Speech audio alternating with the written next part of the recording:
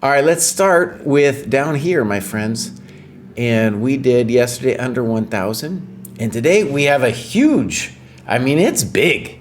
There's a lot of people doing their graduation today. So we're going to have a long day. So we're going to start here with We are starting with B. Burks. B. Burks has graduated into 1100, 1200, has graduated numerous times. Whoa, look at that heat map. All right, now let me make sure we can see it here. See, we cannot see the heat map. Damn. Okay, so what does Jesse have to do? Let's do a little jadoop here, my friends. Let's go here. And now I go like this to expand. See, the guy's heat map is so big, it's hard to capture it all, at one time. It's just so massive. That's how big his heat map is. When he goes out on the town, needs a big old truck just to bring his heat map along. V. Burks, yeah. We're doing so many things at the dojo, man, and I just realized, we were talking about it today, and we're like, we are doing so many things. It sounds like we're doing too many things. Anyways, one of the many things we're doing is making a little bit of a jadoob on the heat map, at least the option. So for me, I want to see like what kinds of things was B. Burks doing at a glance. I want to see if there's a pattern to it. Anyways, let us just say the obvious thing that B. Burks is crushing it, and he sponsors the chess club. Now, B. Burks, I don't know if you're going to be listening to this at some point, but I want to give you my pitch. When you go, in fact, I'm going to go look to see if they've made a jadoob. When you go to clubs, oh, wait a second, I'll just go, am I going to blow it here? All right, I think it's going to work out. I'm going to go to clubs over here, and we're going to search up Patterson. This is a club in Baltimore that I'm kind of trying to help out some. And here's the people. They're going to get more. And dude, this is not the fancy high school, dude. This is like when you have, sometimes in the world at large, there's a sense of the chess players in high school being these nerdy, rich white kids. No, this is not who we're talking about here, buddy. This is the team that is the underdog. Last year, they made it, largely an immigrant community. They won the Baltimore City Championships. But the thing that I want to pitch to the person whose business we're looking at right now, who is B. Burks. You got this club. Now, there's a guy running this club called Chris Barron, named Chris Barron. He is using the dojo. Here's all his kids. They're lined up. And this is the place he uses to train the kids, for them to see who's doing what work, right? And they go to his chess team, and then he assigns them stuff from the dojo. So this is my personal dreams. And I think the other senseis, they don't feel as passionately about this as I do, because I was at a club as a kid, and we had a cool teacher who let us use his room at lunch. But, we were kids. We didn't know what we were supposed to be studying. So what did we do? We ended up playing blitz chess or something. Come on. And so if we had somebody to be like, here's the structure, Baus. Here's what you can do. So that's why I'm really pumped on this idea, because it means that anybody, whether you know anything about chess or not, you can become a beautiful facilitator of your own chess team. All right, here we go. That's right. This is my kind of gritty club. And here is B. Burks. He's in Indiana, crushing it daily. Maybe will show up in the chat. We'll see. So we're going to look at activity, and we're going to look at how he got to this beautiful stage. 61 hours, beautiful pie chart, looks great. Now we're going to go games. This is fairly recent. Let's give it a click. And let's just first do, yeah, see, here we go. It's not just in the lower cohorts, my friends. Let us hope that B. Burks was black.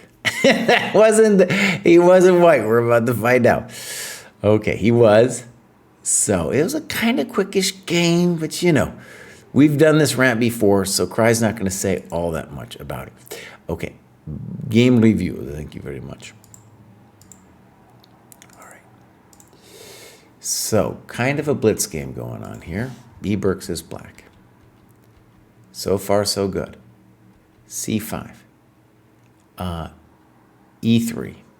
Now, we are a little nervous about knight b5, but you're fundamentally okay. CD4. And you talk about, now one of the cool things, I don't know about CD4, by the way, but one of the cool things about what happens here is you were at least aware of knight b5. And there's so many games that get decided at this level. For example, if you play knight c6, knight b5 is already, an unpleasant situation. I think a lot of beginner players just play the London simply so they can, they one time got that trick. Same way for like the fool's mate, In any case, what we do want to say though is in general, we don't want to trade this pawn for this one, right? So there's a variety of things you could do here. The most simple, of course, is play e6. And if knight b5, just play knight a6. That's the simplest. Okay, but, all right, it's a little highfalutin, but in general, the reason is we don't want to give him this e file. But all right, you're doing fine. e6.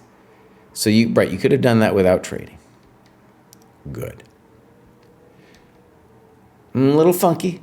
I think this was premature. After all of the exchanges, I'm going to have weakened double pawns. Now, let me just stress here. So many players talk about pawns, but really you're moving your pieces too much, okay? Now, it's true, you are going to get a tempo on that knight, but I think, like, let's say knight g5, you're still going to have to pay a tempo back. So the main thing, again, is with a move like knight e4, is you're wasting time. So what are our default moves? Either knight c6 or castles. All right. Knight e5, I think knight g5 is also strong. b6. Okay. d5. Maybe, in general, though, a little much. A little much for I was going to say Dr. Touch, but then people don't like it when I talk that way. So you played Queen e7. So let's just say d5 controversial because it's not developing. The other reason I'm having questions about it is I don't know what the guy's going to do on Queen f6. Maybe he's got a move. Maybe he does. But I don't know what it is.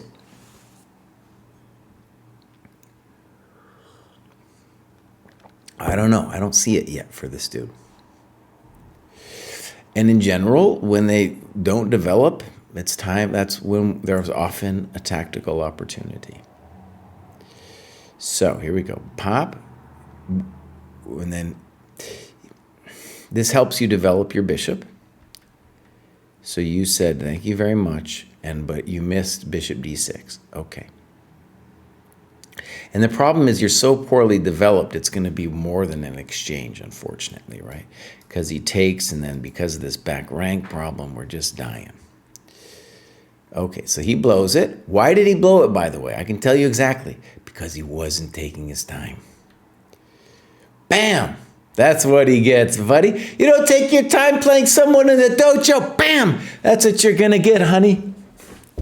Bishop c4, very good. We're catching up in development. King b1, simple chess, simple chess, simple chess, fancy chess. Boom, look at that move. Bam, baby, bam. Check to the miserable king. Bam. Woo, black is crushing. So that was nice.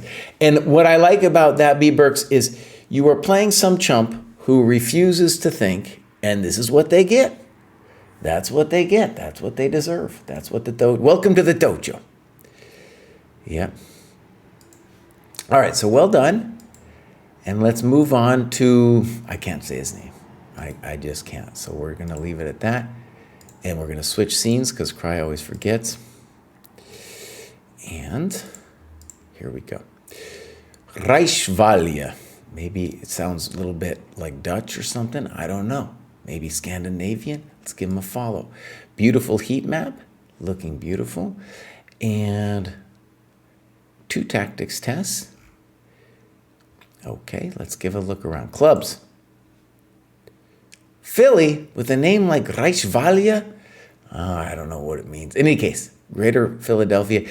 I think there's a couple in Philly. I know there's the main line too. I was talking to somebody from Philly, and they were like, I've never even been to the main line.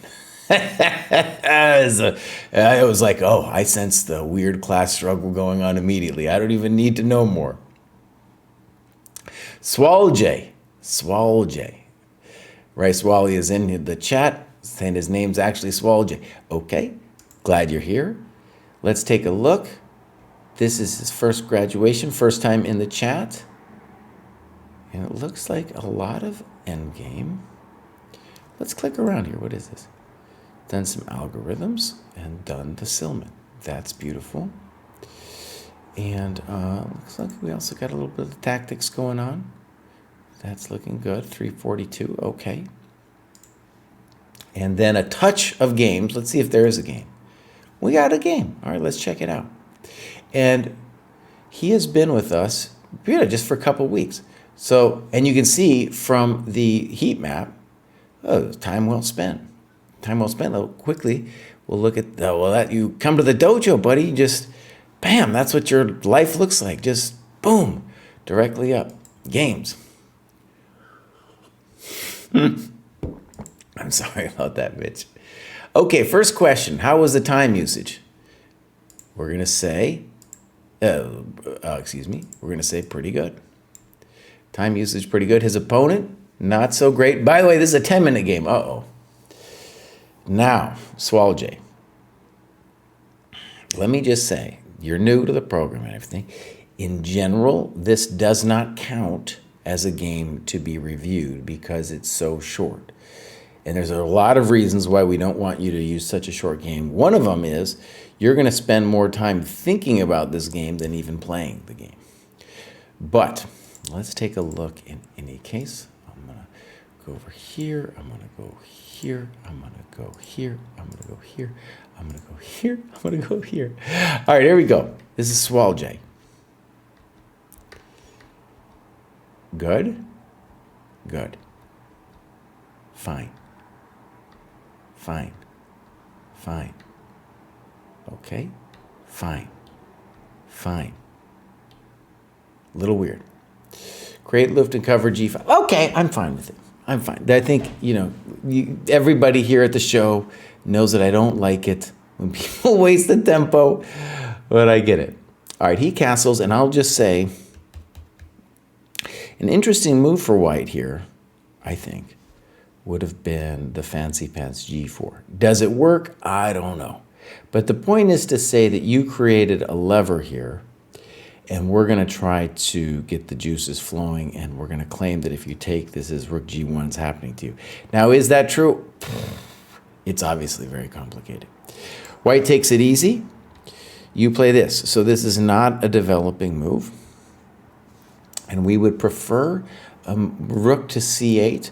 Or if we were going to move a developed piece twice, then fixing our bad bishop and trading him off. Pretty soft move, knight d2. You're a trading machine, okay. e5, okay, good. I got it poor. So it makes no sense to play f4. Now that pawn's weak, the king is weakened. Poor. No one knows what that rook is doing. Good. No one knows what that rook is doing. Let's put a rook on the e file or the d file. Very good. Poor. No one knows what it's doing. Good. Poor. No one knows what it's doing. Good. No. Okay. This, you're playing fast game. It's important to see that this rook is out of play. And this is a cheap shot. This is a cheap shot with queen h3, and he falls for it, okay? This is what's going to happen when people are playing too fast, all right? So you got him, but of course, this is really the opportunity for him to fix his misplaced rook and play something like rook g3. This, I think, would point to his problems, White's problems, because now we're threatening like d4 and then el penetratio to the 7th, right? So that's more what we're looking for. Now we're going to hope this, I mean, we're just going to cruise through this because it should be the end of the world. This part you're playing well, by the way. You know, maybe it's simple because you're up 1,000 stuffs, but this part you did well. Let's mate him. Nice. So good game. Good game. And one thing I want to say too is, you know, when you first start annotating games, it's a little bit of a process. And you will see more questions in those games when you start playing longer games too. Yeah. Did you miss a lot of graduates? Not so much. Not so much. We're just starting here. It's going to be a long show, my friends. There's a huge amount of graduates in today's shows. Okay, next up we have mate. Fix the scene, buddy. We have mate in 35, who I remember from many shows, graduating numerous times. Right, Swallow, or Swallow J, thank you for being part of the show and the program. So here we go. Onwards and upwards. Games are getting tougher as opponents aren't giving away as much free stuff. Actually, that's kind of a cool thing to just dwell on for a second. So one of the things that I've seen in this grad show is making it to 1,000 is all about not hanging stuff and then taking the free stuff. After that, you know, people will still hang stuff sometimes, for sure. But it will definitely not be the only thing, you know, the 99 or 95% thing that is going to determine progress. A lot more endgames lately. Personal highlights since last graduation. 1, have played a couple OTB games. Nice. I got my ChessCom tactics rating over 2,700. New high scores for all Puzzle Rush formats. Good. And now 2 goals. First online chess game was played on December 19th, 2023. I was rated 191 and lost.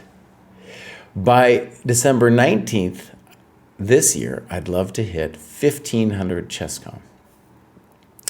By the year after that, I'd love to hit 1,500 German rating. Unfortunately, I need to get a German rating first to even know where I stand there. Thanks to the dojo for a great structure and a great community. Cool. Oh, that's great, man. That's great. You know, I lived in Germany ages ago, and I don't get the chance to talk German at all. I try to read a little bit. And I've just been reading this amazing book, dude.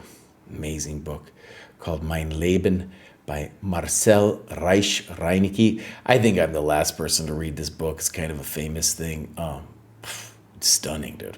It's a great, great book. Okay. Howdy, I'm Matt. I'm a Texan living in Germany. I've been playing chess since January. My original goal was just hit 1,000, but since joining the dojo, I've flown past that. Nice. Now you can see, especially since the heat map was created, mate, who is also Matt, is really on it every day. So that's great. We want him to do some tactics tests. Checkmate tests, he's doing great. Clubs, European and German, great. And then we got some activity here. That's looking good. Oh, looks great. And actually what we want to do is we want to go back one, see how he did it. Lots of endgames. I think he mentioned that, right? Yeah. All right. Hopefully we're going to get some games here. Boom. And let's do this one. Very recent, published and played today. Published and played today. Here we go. All right, first let's see a time. Oh, no time is given. Let's go to game review mode. And here we go. You good? This is the opera game, exactly. Boom. Boom.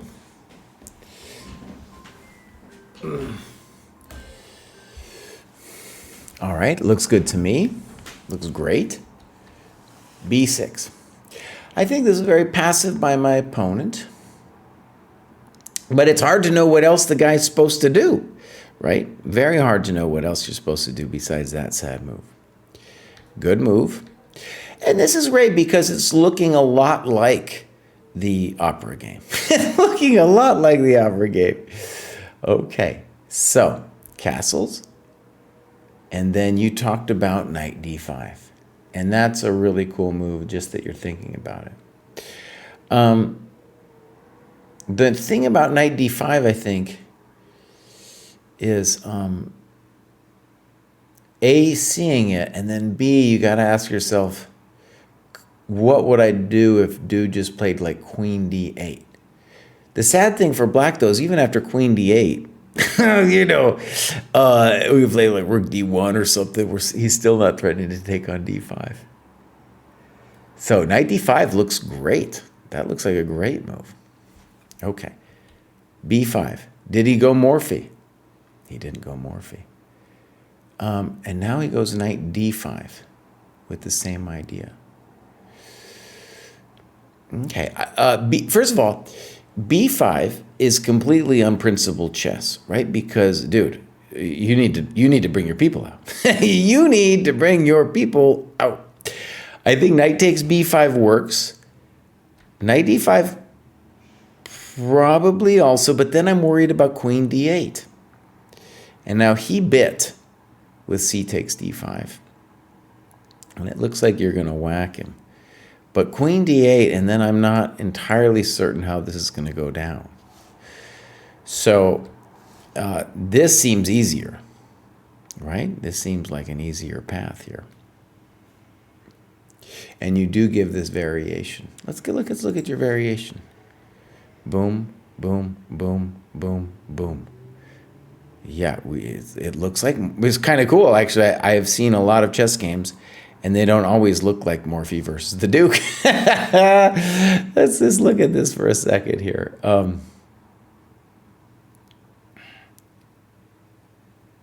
So, boom, boom.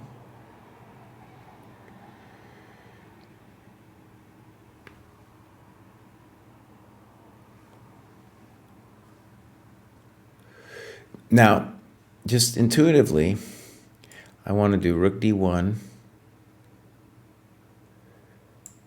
rook d8, bishop d2.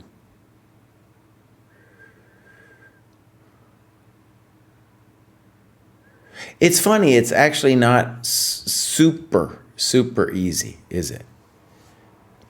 So, you know, I can imagine feeling funny about this. Though on the other hand, I think you should trust it just based on the Morphy game. Right? You should just be like, yep, that's got to be winning. In fact, here's the easy one. We go pap, and then we snaggle him. There's the snaggle right there.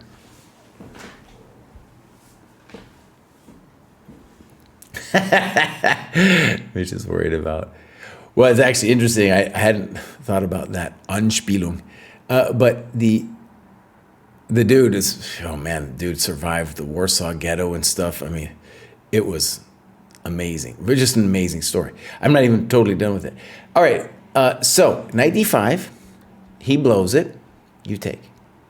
And now bishop d5, as bishop takes d7 rather, as we've discussed, is easier.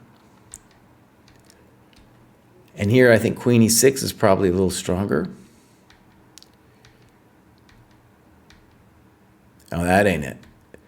And it's funny because that's the move in Morphy versus the Duke, where it also goes down with queen on b8. Bishop g5, nice. It's great how the Morphy game just, you know, that's one for Morphy right there. Bang. Okay, beautiful. That is also worthy of the name Mate in 35. And Mate in 35 is here. Okay, here we go. Boom. Grav Zina. Oh, Kraai, fix it. So, Gaurav says, I have been part of Dojo Training Program for almost a month, and this is exactly what I have been looking for. Love the training plan and structured system to encourage honest work.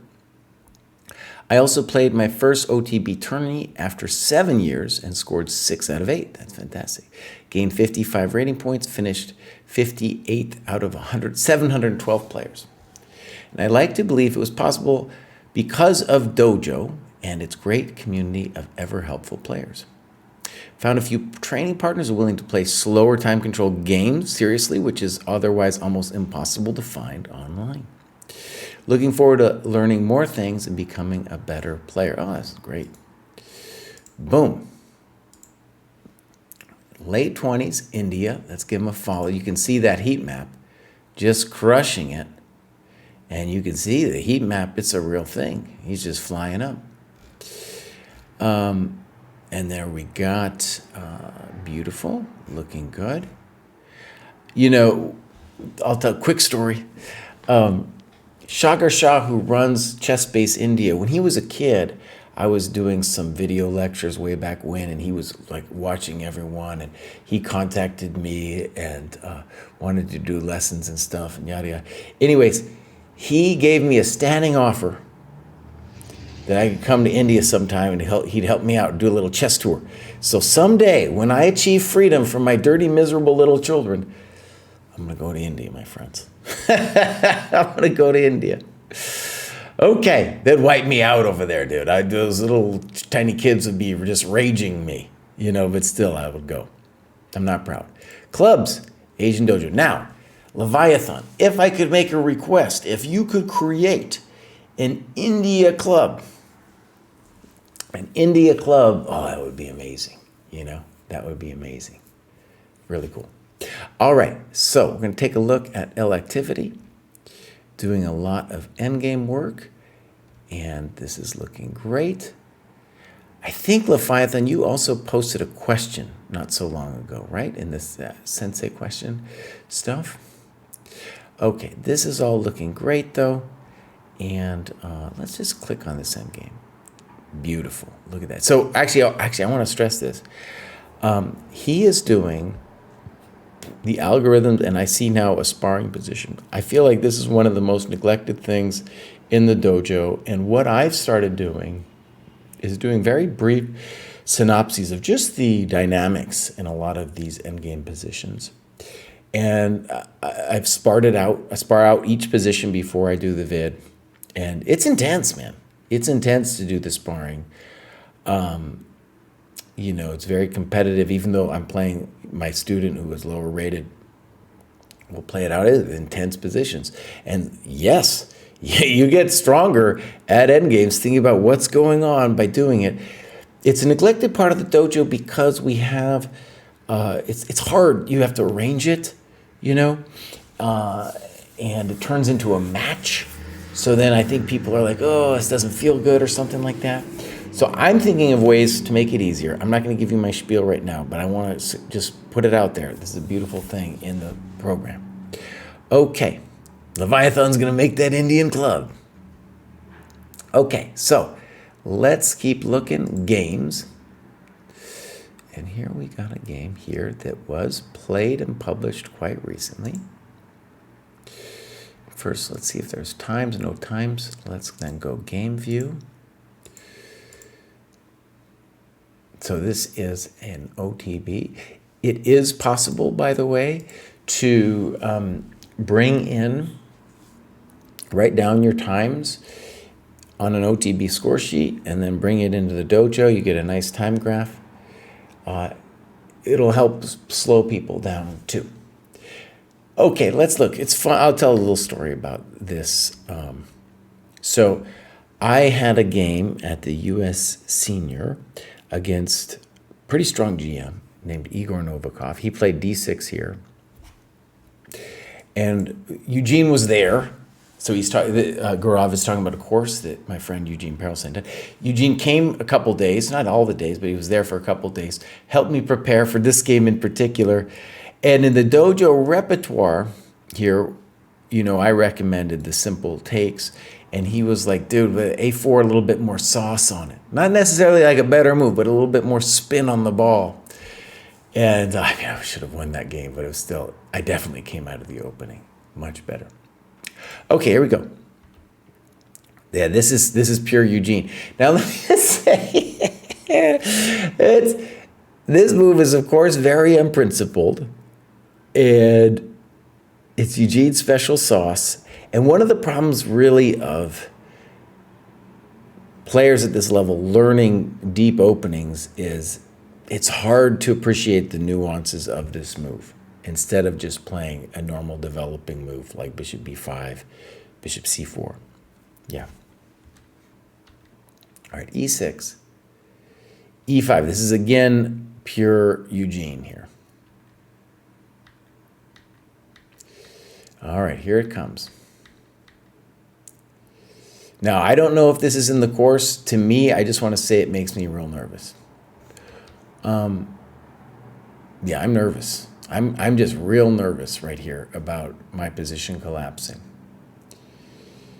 Okay, c3. I'm nervous. I just want to say, you guys, I'm nervous here. f6. Let me just say, I don't know what's going on here, but if I was black, I definitely would say to myself, I'm willing to sacrifice a pawn somehow here, as long as I can get my cookies cooking, So f6, for example, would be my main thing. You want a pawn beat without castling? Fine, buddy. You can have your pawn. All right, that's my spiel for the day. But let's look at this. There it comes. Good move by black. b3, and you write critical position. I spent almost 15 minutes here to come up with a plan. I also have a strong outpost on d6, and I wanted to use it as an anchor to launch the attack and also immobilize black on the queen side. There's some tension on the f-file, which I could use to my advantage later on, so it didn't make sense for me to relieve it. Also, black's rook on f8 doesn't have a lot of breathing space and could fail to some tactics on the a3, f8 diagonal. Usually white plays for a kingside attack in Grand Prix because that's where most of his troops are focused, but I felt that I have a good advantage on the queen side in this game, and that's where I should be focusing on. Okay. So basically, Eugene has corrupted your soul. And you are not developing your guys. Yeah. He's corrupted you. He's thoroughly corrupted you. So here we go. b3, bishop b7, maybe. Here. Takes. That doesn't seem right. And you write, I don't think this was the best way to play it. If I was playing black, I would have given white the option to exchange his strong knight on d6 for my light square bishop. Yeah. Or just play bishop c6. Just play bishop d6. We'll play knight d5 next. The knight's beautiful. He's got these beautiful light squares. Important to see that that bishop's the unopposed bishop. And now he just gives it away. Okay. That wasn't it. Good move. Good move. Okay. And then this doesn't look right, does it?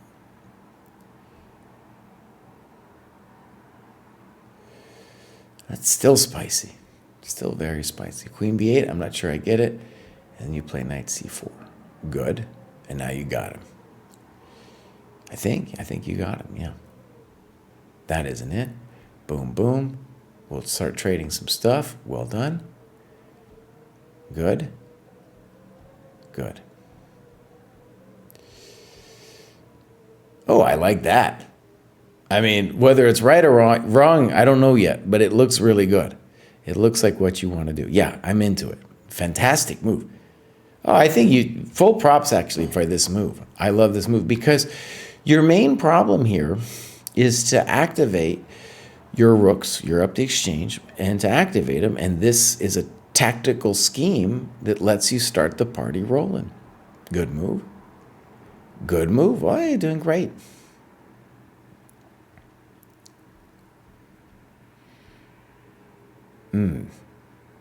Good. I think you could also play rook f4 because g5, you have queen h5. Good. I like that. Simple chess. Good chess. Good chess. Good chess. Okay. Now, you do have to finish him off, but I believe in you here. Okay, good. Oh, simple chess. Oh, simple chess. Simple chess. It's getting a little, okay. Good, we made our breakthrough. Yes, yes, yes. You can play rook e7 at any point. That was a great game. Yeah. Now, I just want to say, I'm not going to say too much smack talking about Perelstein, but I think you can feel the problems of playing fancy computer moves, right? So like, even if you believed, you were convinced by a4, you know, and then e5, and then knight e4, also not a developing move. It's like, so for example, I don't know if a6 is his best move here, but whether is c3 in the course? Oh my God, that's making me scared, c3. You know, we're not castled yet, Bows. I'm terrified. Damn it, Eugene, you're ruining the dojo. Okay, but still, a great game. A great game, yeah. And what did it come down to? The opponent missed some basic tactics. All right, so Gaurav, great that you're here. And we're going to hopefully see you again soon. Next up is George, who graduates all the time. George graduates all the time, dude. Here he goes. So he says, had about 7 weeks off most of the program in August, September, due to other commitments, and only did the Polgar mates and 1001 exercise for beginners for that duration. 30 minutes every day. Okay, that's definitely something. However, since coming back and starting playing and studying things other than tactics, I feel sharper, which has been reflected in my rating jump. Enjoyed the sparring this cohort, and I'm working on improving my theoretical endings. Doing an experiment where I'm committed to only working on my response to e4, it will be interesting to see if my results versus 1e4 are notably different to 1d4 in a few months' time. All right, George, let's just say, according to the dojo, it's only now that you should be working on the openings a little bit. All right, here we go, George. Boom. All right, look, George is looking great, man. And you can see his break. Though even there, he should be giving himself 30 minutes of time. Though I think, you know, maybe it's only now with the heat map that he's like, okay, I'm gonna start, you know, putting it in.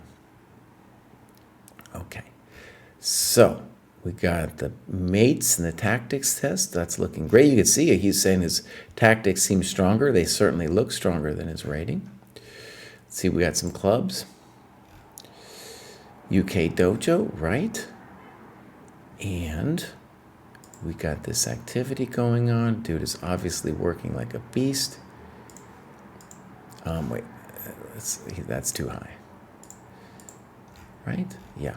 So to get here, he did 93.87 points of work. It looks great.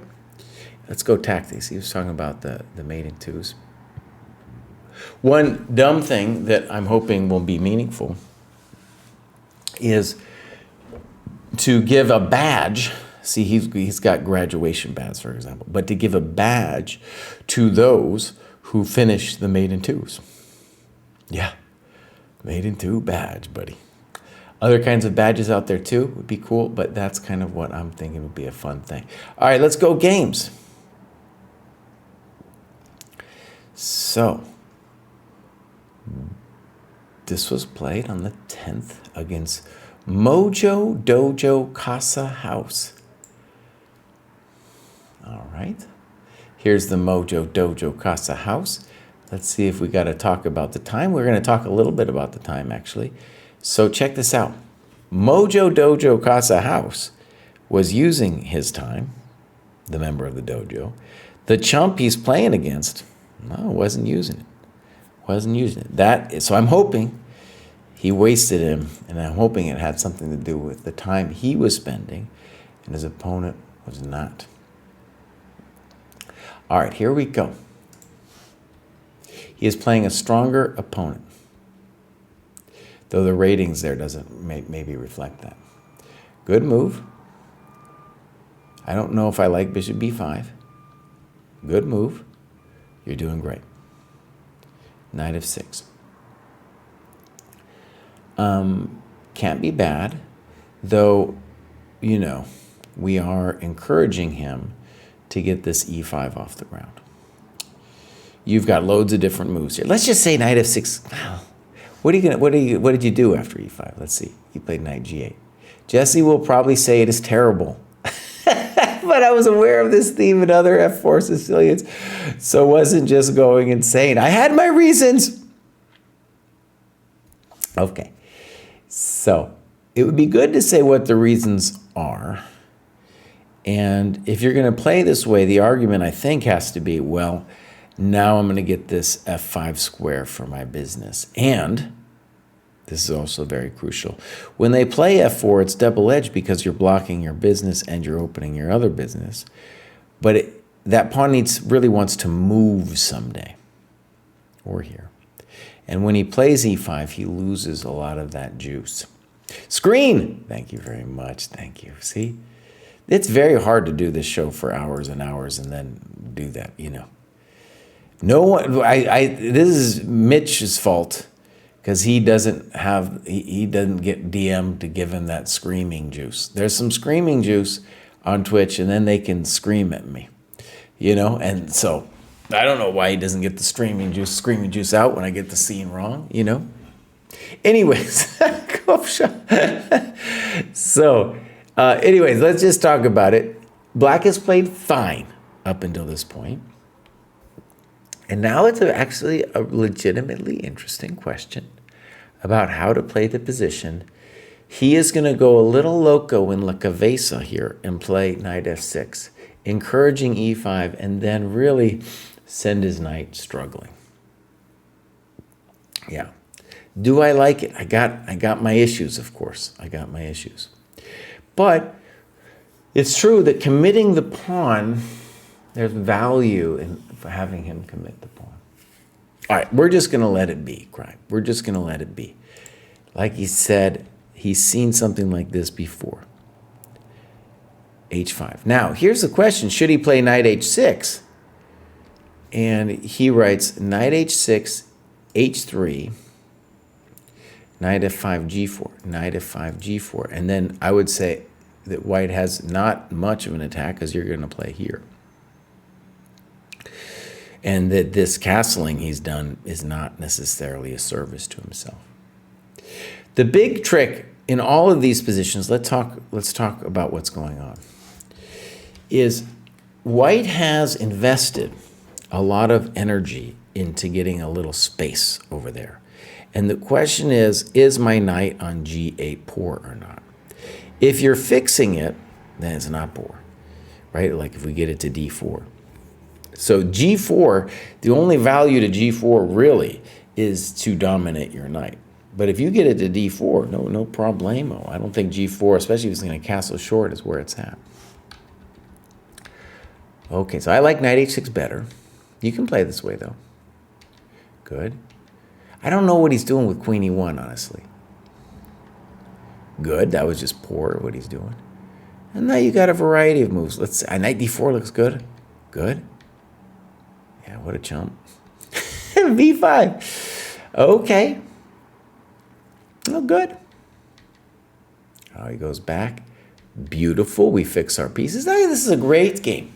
It's a great game. And white, one of the things, actually, what white did, he was moving too fast, right, is when they got this position here, he defaulted to the only kind of setup he knew with queen e1 and knight h over here. But that's no longer the plan because black has won this f5 battle. So probably what he needs to come up with a different plan. One of those could be just playing for space with knight e2, c3, d4 as an example, or just knight e2, d4, right? Black has his own issues here because that h5 pawn means that now later this square is tender, harder to play f6 when you have the pawn on h5 as well. That's why I kind of like, intuitively, I like knight h6 better than h5. All right, so white plays into your hands. Boom, good move. And I love this. All your pieces are working. You said no exchange. No exchange. c4, frisky. And you write, really nice positional idea. If black is allowed to play c4, he is clearly better with a rock-solid position. Now, personally, I very much believe in your position here. So it's hard for me to accept that this c4 is a grand thing for him. Especially as he doesn't really threaten anything. Okay, so a6 we don't like because it's not clear that cb. Why would you play a6? You'd only play a6 if you thought this was a threat. But is that really a threat? No, right? He's not threatening that. So Stockfish says h4. And let me just say, the point of h4 for me, I don't know what Stockfish is thinking, but the point of h4 for me is to stop the knight from coming out.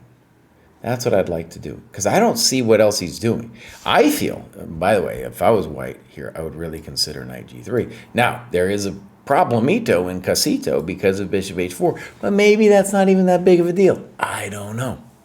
I don't know. But I need to fix the knight. I need to fix that thing. So here we go, c4, a6. We're going to call a6 a loss of time. Snap. I don't know. Yeah. Boom, good move. Yeah, now d3 is weak. Knight c3. Okay, now we're going to go back. We'll just take it, excuse me. Sure, take it. I don't like that one. Okay. So you write the safe move, getting the queen out of there. The queen isn't threatened at all. What are we worried about? Bishop c1? No, right? It's not doing anything.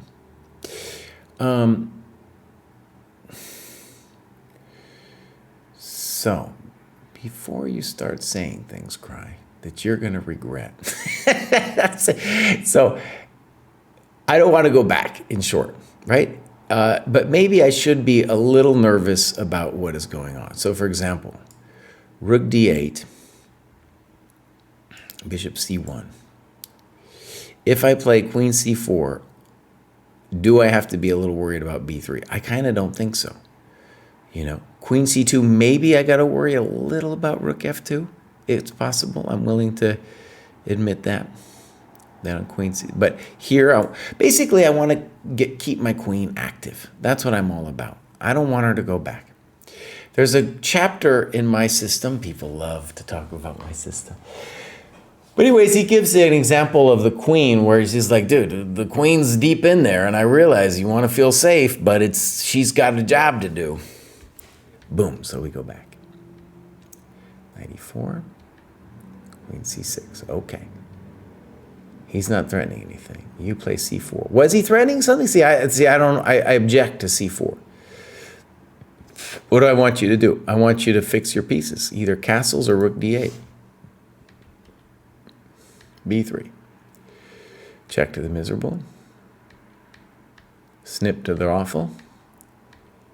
a5. Didn't want to allow white to play b4 and fix my pawns. Buddy, yeah, you're still underdeveloped, son. You got to develop, buddy. Come on now. Castle. Put a rook on c8. Come on.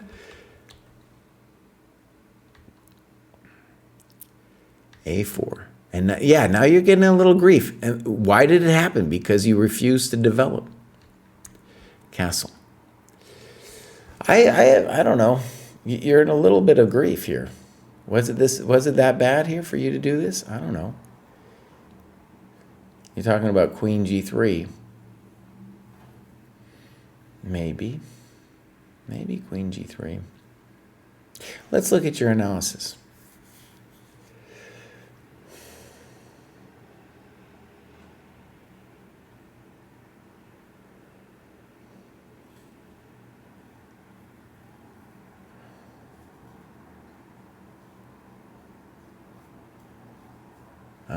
By the way, it's still frightening. There's no doubt about it. But if we go here,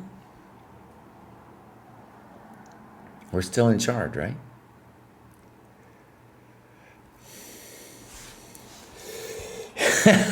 They aren't people. That's true. Okay. So, boom, boom. He's just playing chump chess. He's attacking your business. No. Boom. Strong.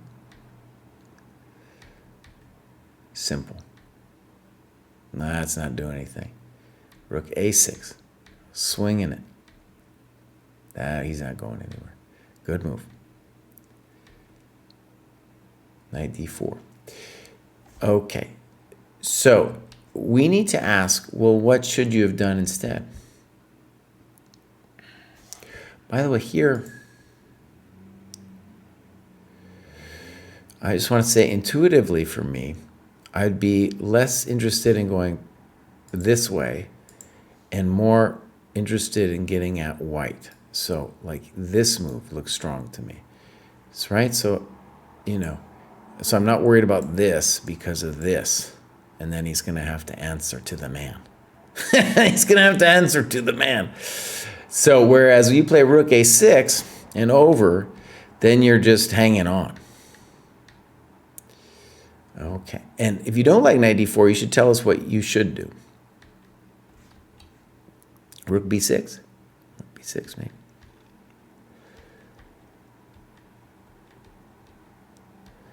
It's getting a little frightening here. King h6. I'd be worried. I'd be worried no matter what. Yeah. Queen d1. Threatening queen g4, and I can't see a good way to prevent it. Is it really? Is queen d1 really the bomb? All right, you played knight f5. I'm fully confused. Why is queen g4 a big deal? You're going to take it, Bows. You're going to take that thing.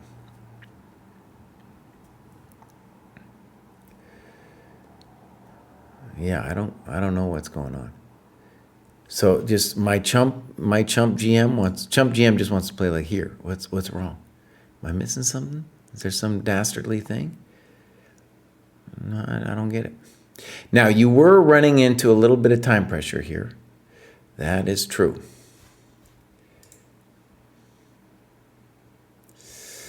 So, rook h3. Now I'm scared. Now I'm scared. Now I'm scared.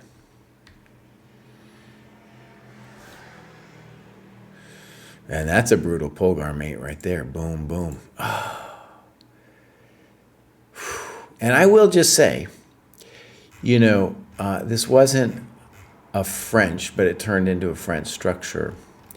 And I've been mated like this, dude. As a French player, after I was winning, I've been mated even when I wasn't winning. But I've had the turnaround happen to me. And what you gotta just realize once you get that French structure is, the danger is real. And actually, one thing I really want to stress about this rook a6 move is what happened was you let the initiative pass. When really it should be like, let's pound him. Action on the queen side, boom, boom, boom. And of course, your lack of development was that scared me even more. But I want you to see that, yes, the time pressure kind of got to you. Yes, you may be playing a stronger rated opponent, but you were winning this game. You're winning this game. All right, boom. Let's keep it moving. If Kraai doesn't keep it moving, he's never going to finish because we got so many people. Next up is Micro Hawk. Micro says, I've been stuck in my chess rating for a while. But since joining the dojo, I've been able to rise rapidly. I think largely due to three things. Classical games, made in twos, having a structured training program. Nice. Still getting my feet wet with many aspects, but I am slowly building my way up to it. Okay, this is great. Boom. Boom. Look at that heat map, my friends. Oh, fix the scene before someone yells at you. DM, that was your fault again, buddy. Your fault again, buddy. DM Hokey's really blowing it today. He's supposed to be telling me when I do this here. 3 kids. I only got 2. That's too much. That's too many kids. I think Mitch also too many kids. That's why he can't notify me when I get the scene wrong. Okay. Beautiful amount of work. You can see joined, and then it's just been working all the time. Showing up in the rating. So this is looking good. And one of the things actually I want to see, or I want to change this thing, or at least have the ability to change the view, is I want to see like, oh yeah, how regular is, say, he working on the mate in 2s as an example. Okay, good. So we got tactics tests. That could be better, Micro Hawk. I have a feeling you're better than that, Bows. All right, clubs. Great. Chess dads and moms. Hold on. Oh, I'm in that one already. I'm in that one already. 91 members. That's a big club, dude. George Hornsby, if you figure that out, bud, if you figure that out, that would save me. That would save me. I'm not the dude, you know. They call me Boomer GM, even though I'm not a boomer, just because I can't figure that stuff out. But if you had a way, my friend, the dojo would thank you. Oh, no, Cross Online's got 4, dude. Whew. Oh, that's nice, Jake. All right, here we go. This Microhawk is doing a lot of games analysis, and that's a beautiful thing. That means we should go check out one of his games. And we're going to go here, boom. I always look first at the clock, and actually let's highlight this beautiful clock. Both players. That's the way it should look. That's the way it should look. It'd be nice if you had an increment so it didn't get too hectic at the end, but that is a good looking graph. All right, game review, please. Boom, boom, boom. So far, so good. And then this is a mistake. Right. By the way, I'm not super thrilled with c takes d4 because that will give this knight a square. Your opponent, though, makes an even bigger crime, and now this bishop is suddenly very frisky. Now you played e6. Now, I would definitely want to really think about bishop a6 immediately, because on e6, maybe he can dream about queen a4. It's still coming, isn't it? Like, if queen a4, you can play queen b6, and you got bishop a6 going. Yeah. And one hilarious thing is you're kind of suckering him into playing knight f3. And you write that. I think this move would have been better, because now look at that. And this is a position I'm going to say it's got to be lost. Now, maybe he could still fight, though. Let's see how he does. I don't like it. I think knight c3 intending knight e2 has got to be played, right? Got to try to block the diagonal long enough to castle. Queen b6, good move. You could have also, yeah, I like it better. That's not going to do it. Good move. I don't get it. Good move. All right. So basically, yeah, you're dealing with somebody who doesn't know they have to develop. All right. Rook b8. And now, okay, a3, fine. Simple chess. Good move. Queen c2. I don't know what he's doing. Okay. Queen b5. I thought this move might prevent white from getting the knight to c5 by allowing me to eventually pin the knight to the queen.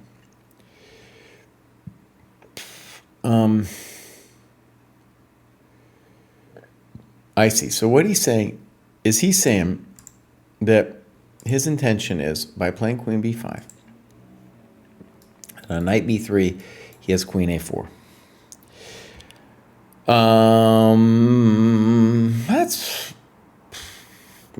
It's a thought. For my sensibility of this, you write f6. Let's see what you write, because that's my move. I thought about this during the game, but I thought it weakened e6 too much, which is a problem since the knight would likely get to c6. I think you mean c5 eventually. You write knight b3, fe. If you aren't going to take here, why? But look, after knight e5, you've got... Okay, so what's the main point? To engage our bandas, as the Indians say. We want to engage our bandas. And there's no way this is even close to equal. You're killing this guy. It's all the way over. In fact, I want to say whether you play bishop a6, or excuse me, queen b5 or f6 here, this is a completely winning position because dude is cut. His king is hosed. I mean, now, is there maybe practical chances for him to do something? Maybe. But I think, objectively, it's over. Okay, I like f6 a lot. Okay, but I think I understand your idea. Now maybe rook a... No, rook a2, yeah, bishop c... Yeah, maybe rook a2. King d2. Bishop c4, and you're saying it's equal. His king... Microhawk, look at his king. It's not equal. That king's king. You're killing this guy. Oh, and you traded queens. Oh, no. Oh, no.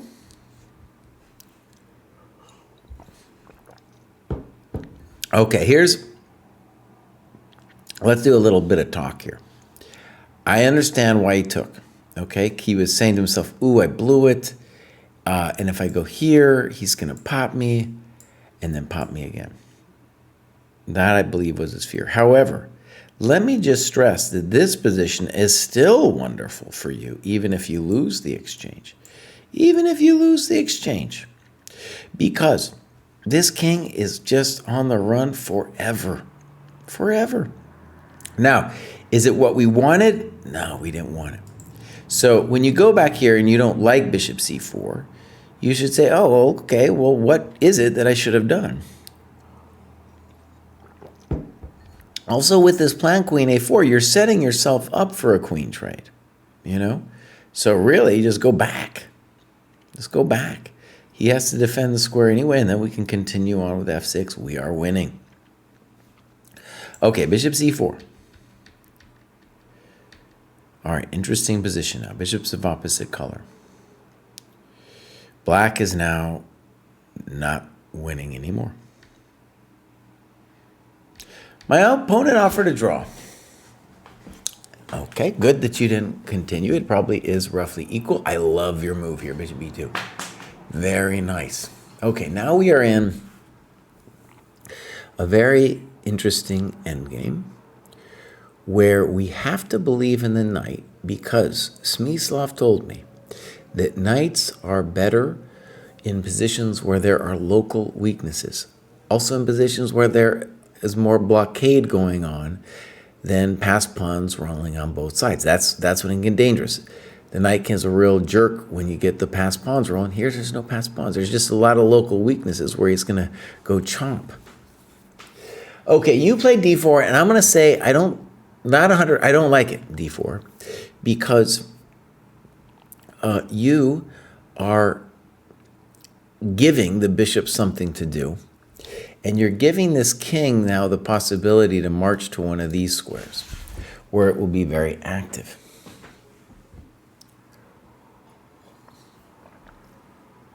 Now, it is true that we want to think about how then we want to play the position.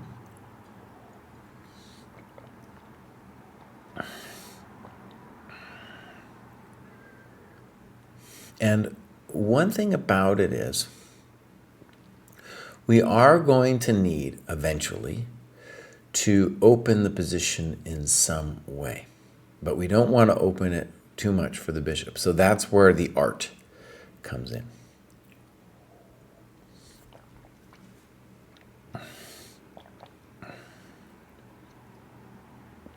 That's where the R comes. Now, if I was just playing blitz chess, this would be the move I'd play. We want to fix his pawns on dark squares anyway, so we're not afraid of f4. And also with f4, we're looking at knight g6 at some point, and it's just going to be a real messy affair. And then on rook d3, we got multiple moves. Knight g6 is a strong one, looking at this square.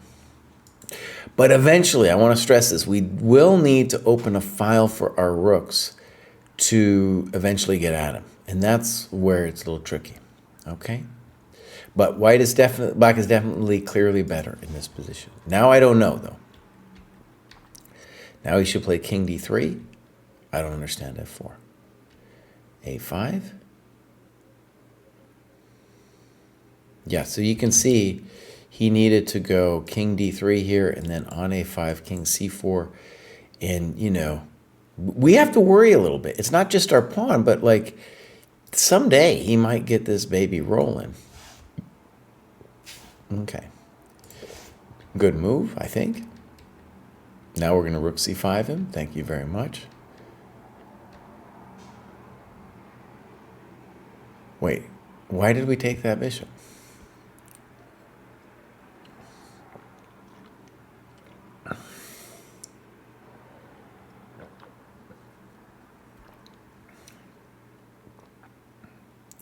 Okay, I don't understand why we're taking that terrible thing. So rook d5 makes a lot of sense to me. Now rook takes b4 for sure. See, look, by taking rook takes b4, ab is not a good move, by the way. Rook takes b4, now he's got a passed a pawn, and I don't know. Now I'm worried. Now I'd rather be white. So we lost a huge part of our advantage there. And that looks like a blunder. Very good. Winning. Okay, great. That was a fun game to review. All right, you guys, let's continue. Next up, we have Bowtie. God, we have so many people here today. Bows. And Bowtie says, let's switch screens, please. I get so involved in the games, I often just lose it. Bowtie says, I used to exclusively play Bullet. Now I'm playing classical games, analyzing them, and amazingly, I'm improving. That's what we like to see. Okay. He's exercises Bullet demons. Please take a look at this heat map over here. We're going to give Bowtie a follow. Look at that heat map. 221 points. Dang, buddy. Dang. It is flying up there. Done some tactics tests. That's looking pretty good. Okay. Clubs. Should be the Bullet Players Anonymous out there in Minnesota. Nice. Okay. Midwest Dojo. All right, I'm liking it. Activity. Dude is doing good. Yeah, it looks great. Let's see, let's just click on the tactics. Looking great too over here. Look at that thing. Fantastic. All right, games. No games, Bowtie. Buddy. Now, I got to say, I'm a little relieved because my eyes are already feeling the strain and the pain. And I'm already, you know, sometimes people try to kill me. They're like, let's all graduate at one time to nail cry hard, you know. So I'm a little thankful, Bowtie. However, I do want to stress, I find this improvement that you've done in the last month or so, well, that's great, man. That's great. So hopefully we'll see some games from you soon. There is a thing that we're working on, by the way, where it used to automatically publish people's games, and now you have to take a step to like publish it to the broader community. We're trying to make that easier. I think some people think they are publishing it and they're actually not. And so we're working on that here at the dojo. Okay, next up we have Alejandro. Let's see what Alejandro has to say. Alejandro has been with us since the beginning of this year, but just started a heat map in himself recently. Got a massive FIDE boost with the FIDE boost. Arguably in the wrong cohort. We'll have to see. Yeah, you see it's a little bit different down here.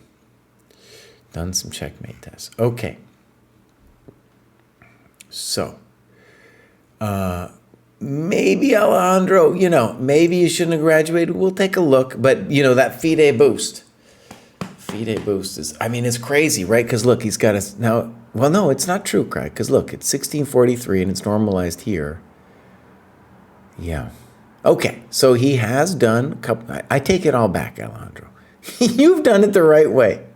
You've gained here, so 1592 to 1643. Okay, that's a graduation right there. I take it all back. So, no clubs. It would be cool to just, tell us where you're from and that kind of thing. Here's some activity. That looks good. Games. Oh, no games. A little bit good for my soul, though, right now. My eyes are like, Kraai, can you handle the 30-some graduations you got to do today? I don't know. Anyways, Alejandro, you're doing great. Give us some games. So, boom, boom, boom. First to lose the race is next. We're going to give them a follow. They are doing good. There's nothing on the heat map.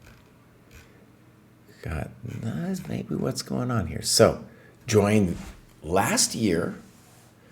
Well, there's a little bit. Sometimes we don't know what's going on here. Clubs? No clubs. Activity? Just a hair. Games? I don't know.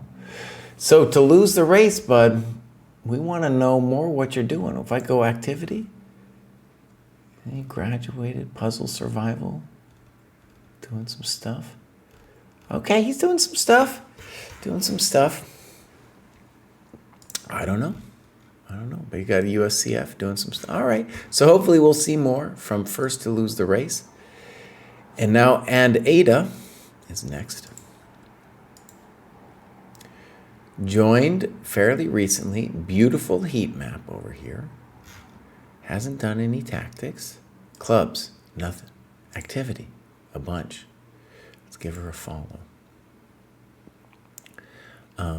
This is looking great. Mostly games and analysis. Fantastic. It's done some algorithms. All right, this is looking good. So, games. And we are looking at Flame Blade. Flame Blade. Boom. And now, let's just see if we can. Now, we're just going to do the thing we always do here. So here's the time graph. Flame Blade is black. And she is using her time. Her opponent? No, not using their time. Hopefully, Flame Blade punished this poor person. All right, here we go. Wait, first, we're going to go back to this game review before I forget the scene again. Good chess so far.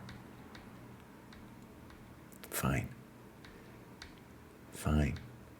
Fine. Fine. Fine. This is all good chess. There's nothing wrong with what you're doing. Now, c5 is a little weird to me because you're blocking your bishop. But fundamentally, I'm not complaining. All right, so now we have our first moment of trial. Namely, that knight, we're worried about some kind of knight f5 thing.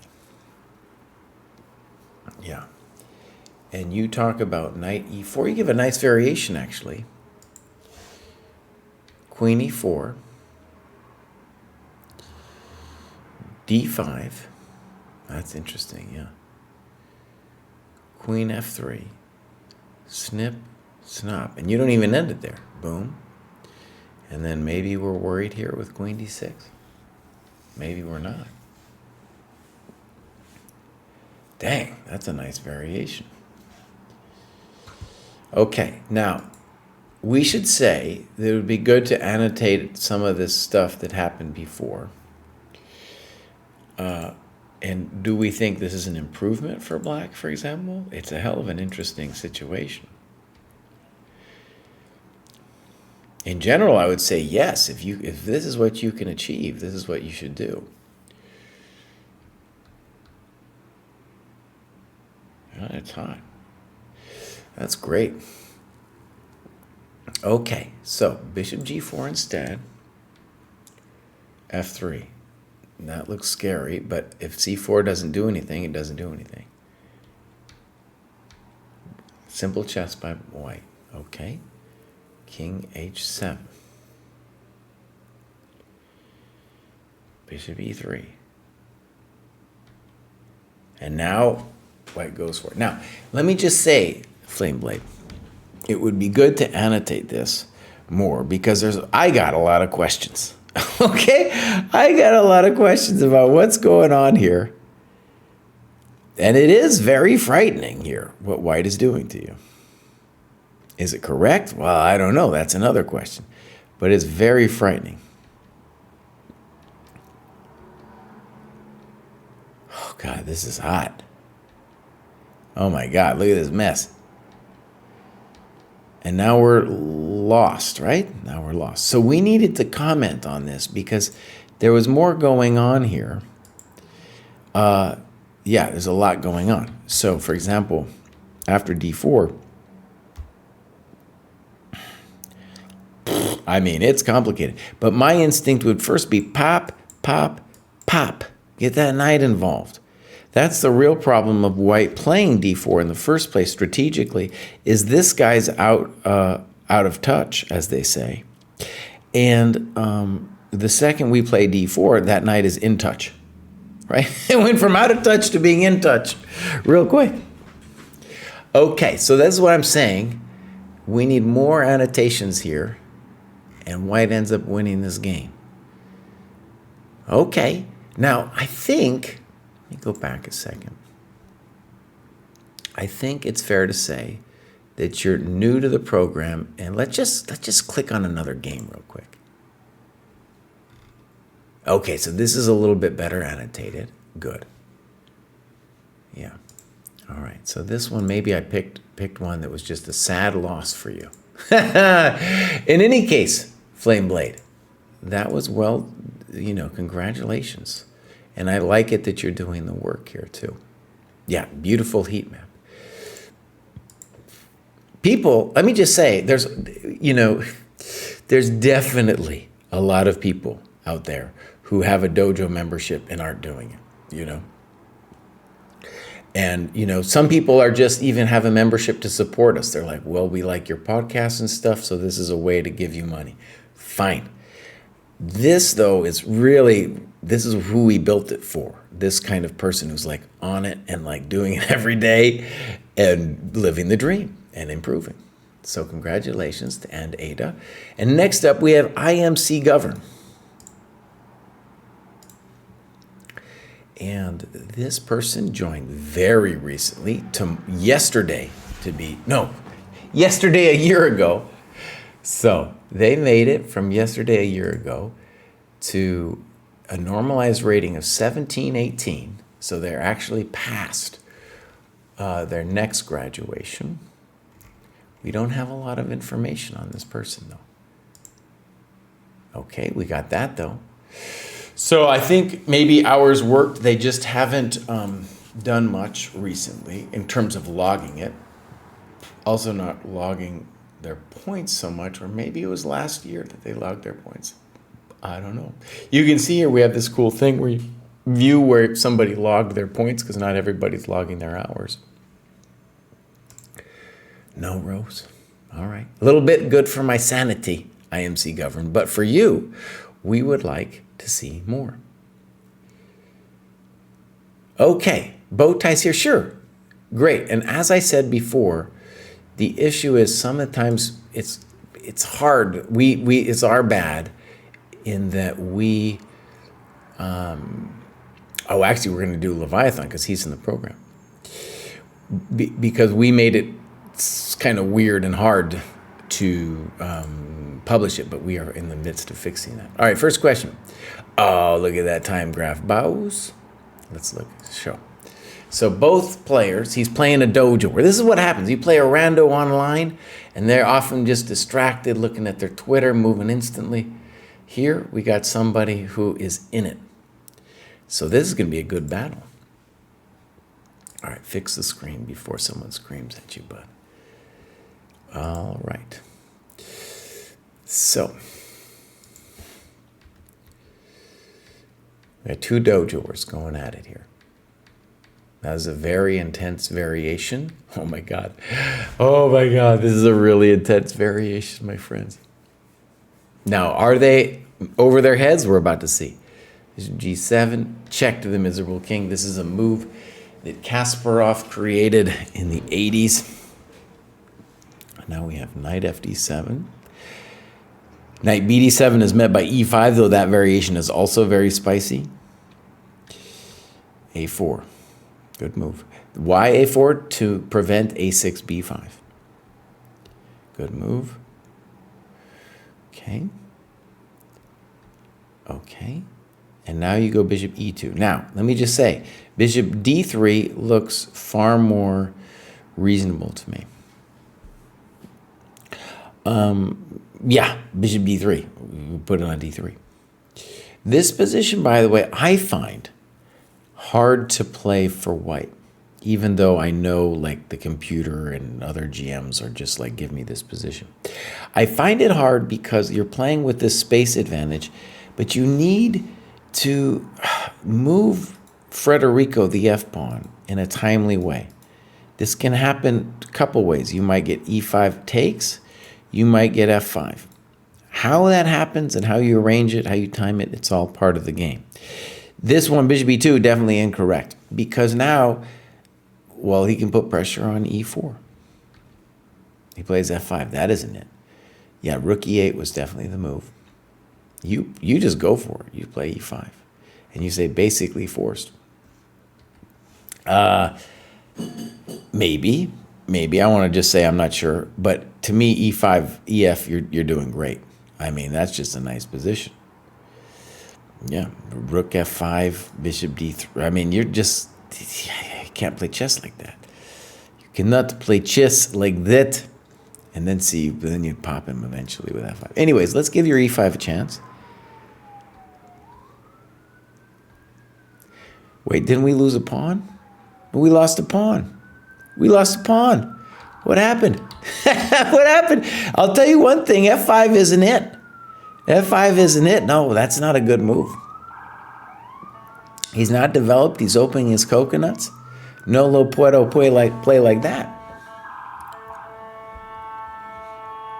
Okay, so what should we have done?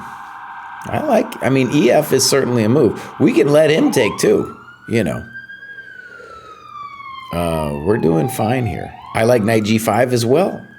Knight G5 looks like a good move. You're doing great here. He's opening his coconuts by playing F5. Rook E8 was definitely better. But now there's no need for you to lose a pawn. You talk about D6, also interesting. Yeah, good move. Good move. My question, though, with this would be, I mean, I just believe in your position. I just want to put it that way. Even knight B6, bishop A2, I believe in it. Rook E8, rook E1. Good move and good analysis. Yeah.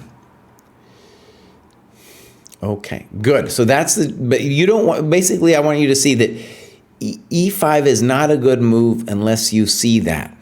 Okay? Unless you see it. Otherwise, we don't want any part of it. Yeah. Okay, good. So this happened. We lost our coconut. Queen D6 looks strong. Oh, H4.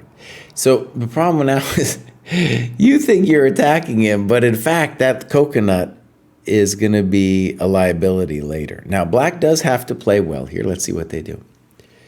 Maybe. Bishop D7. He's going to try to kill you.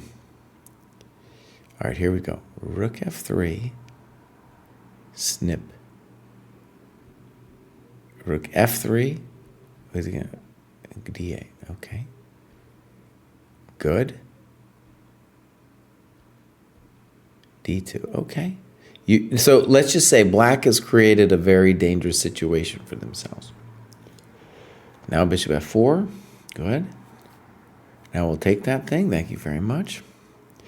Now let me just stress, the problem for black is that he has forgotten to develop, right? That's the fundamental problem that he's got going on. Now, rook E1, we don't want to do unless we have something after snip, snop, and bishop D7, and I'm not seeing it immediately. So,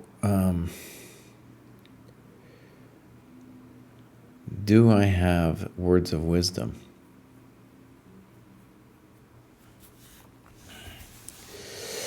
Does Jesse have words of wisdom?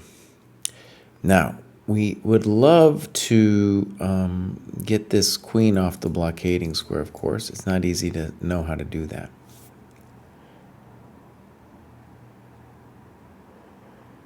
It's not easy, is it?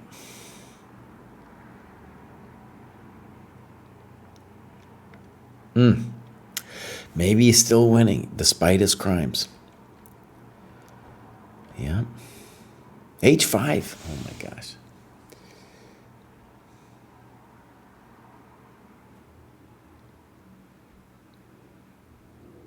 Yeah, now we're toast, because he's trading off all of our stuff. Our coconuts have fallen, my friends.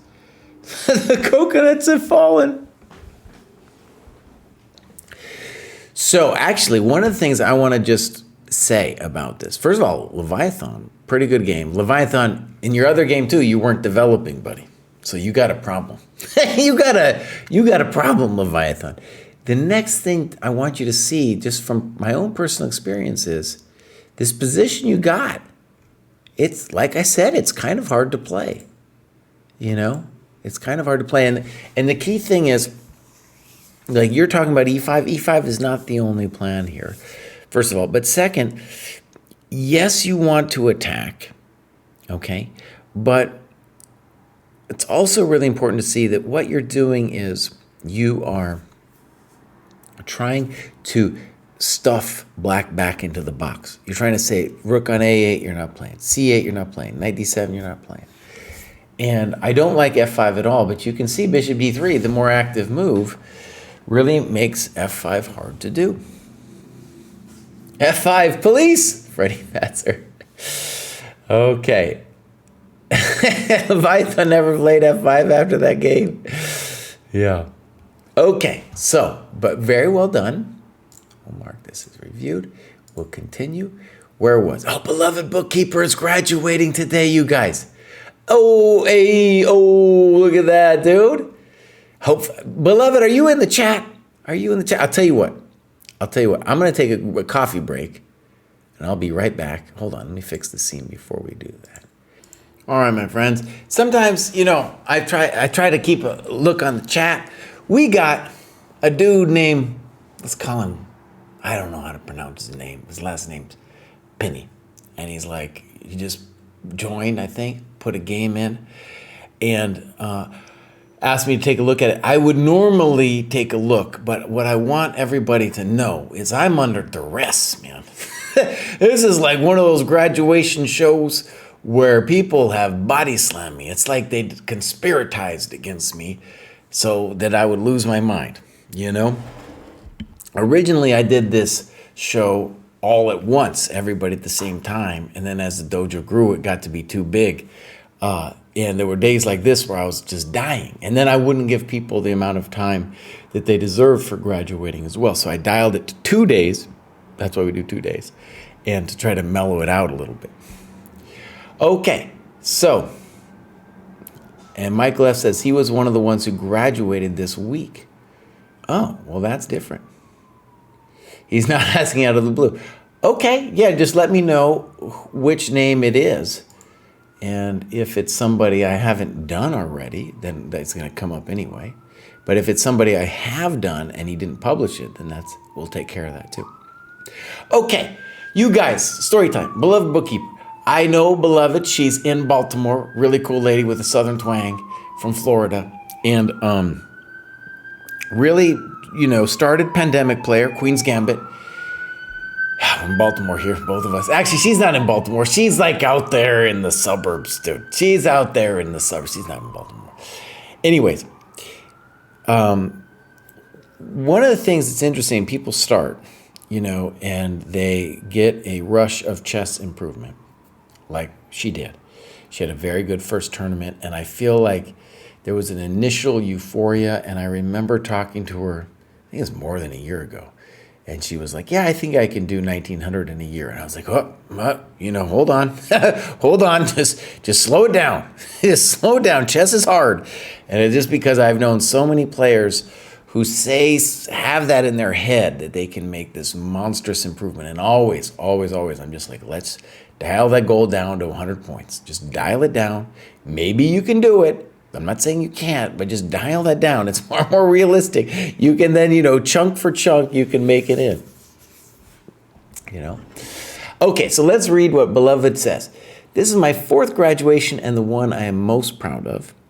My USF has been fluctuating. One of the aspects that has kept me motivated is having a training partner in the dojo. They push me to grow and I enjoy our healthy competition. My favorite part of the program is the sparring and endgame positions provided. There was a ton of material that my training partner and I got to work through. No notes on what can be improved in the program. I've enjoyed watching the dojo grow from the Excel spreadsheet to the beautiful website it is now. Thank you very much. Thank you, Jack. The rating graph helps me keep an eye on the big picture. The new game analysis section is superb, especially the clock times graph. Yeah. The last game I uploaded, I put a ton of work into. I struggle with looking at my games, hence the lack of them in my profile. It's something I'm working on as I have a lot of games that the annotation is only halfway completed. My USCF is still struggling, but I am happy I was able to graduate after putting some time into my ChessCom Rapid. Okay, brilliant. So here we go. Dojo 1.0, my friends. Yeah, you're a hero. You got Dojo. How come I'm not following her? I'll tell you why. Because she hasn't graduated in a long time. She graduated a bunch back in Excel spreadsheet days, and now it's been a while. Yeah. I'm hoping she gets motivated by this spreadsheet. Let's see if it changes the dojo points. Okay. So, she's been doing her tests. They're kind of close into her rating, a little, the dojo ones are lower. The other Puzzle Rush stuff is higher. So putting her right around where she is with this rating. Look at that. That's a nice graph. That's a very nice graph. Beautiful. And then USCF, she's struggling. Yeah, struggling. And it's hard. She's at the same tournaments I am, playing these same little Asian kids, dude. Rough business. It is a rough business. Okay. Nose is talking at me. So he says, well, for when you come back to the stream, Penny in the YouTube chat said he has just turned on one of his games, graduated, but you skipped over him. His username was Alejandro P, but he changed it to Gulao. I'm going to look for that. So after we're done with Beloved here, we will take a look. Okay, so this looks great. And now we're going to go to activity. I have a feeling when we look, it's going to be a lot for this cohort. So she's been skipping school with the non-dojo. Now we know why it took so long. All right, what is she doing? What is she doing over here? Media, okay, so YouTube and stuff. It's not, this is more like a confessional. I sometimes watch the YouTube videos too. She's got some outside books. I think she's been doing some of the Polgar books and stuff. Yeah, not the Mating Twos, but like some, and the Shahada book, so that's all cool. And some tactics, some blitz. She's admitting to it. And some openings. Good. Okay, this is great. Let's take a quick look around at the tactics. Oh, the Mating Twos. She's up to 1225, almost to the super hard ones. Good. We'll go back. Let's check out middle game strategy. Simple chess. Good. Did a sparring. Nice. And then with end games, also did some algorithms. I assume this is then with her training partner, who I think I met at the Maryland Action Tournament. Okay, so good. Clubs, Baltimore and Maryland. Nice. It's got to be a Florida man club. Come on now. Here we go. Activities. We did that. Games. So she said she did a lot in this for this analysis. So let's go give it a look. First thing, we're going to see if there's a time stamp. Oh yeah, beautiful. Let's look at that. Not a time stamp, but time graph. So my friends, one of the things that's beautiful about this is, Sam began in the age of the Queen's Gambit, playing online, but now this is far more serious. This is a real big time control that she's playing here, and both players use their time. So this is, first of all, just a beautiful thing. And then we'll go to the game review. Last round of the Maryland Open. So this was a while back. Okay. Here we go. Oh yeah, here we go. So, you know, she was guilty of doing opening work far before it was time. But all right, H5. This is all easy system. Oh, buddy. Okay, and now dude takes it. Whew. So, right. So she forgot her prep, and this is, you know, I mean, this is a fancy opening, right? And we need to play E6 first. So let's get into it. Knight F3. And then Queen B5.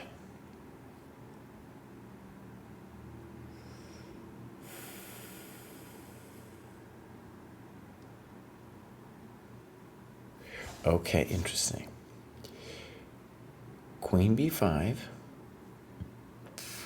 And then you trade queens.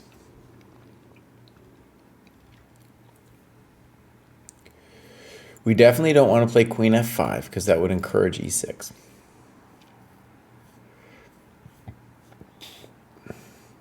But what you're saying is you're going to win a pawn back by taking. And maybe you're just going to be better.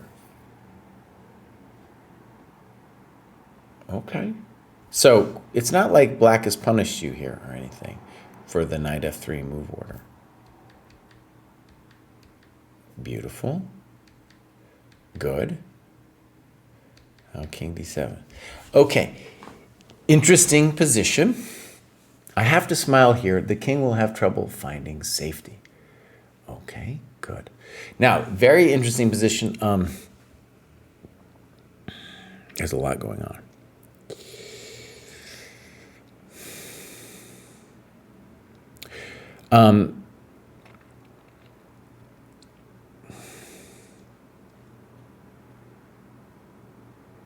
Yeah, fascinating position. So I think, rook b1.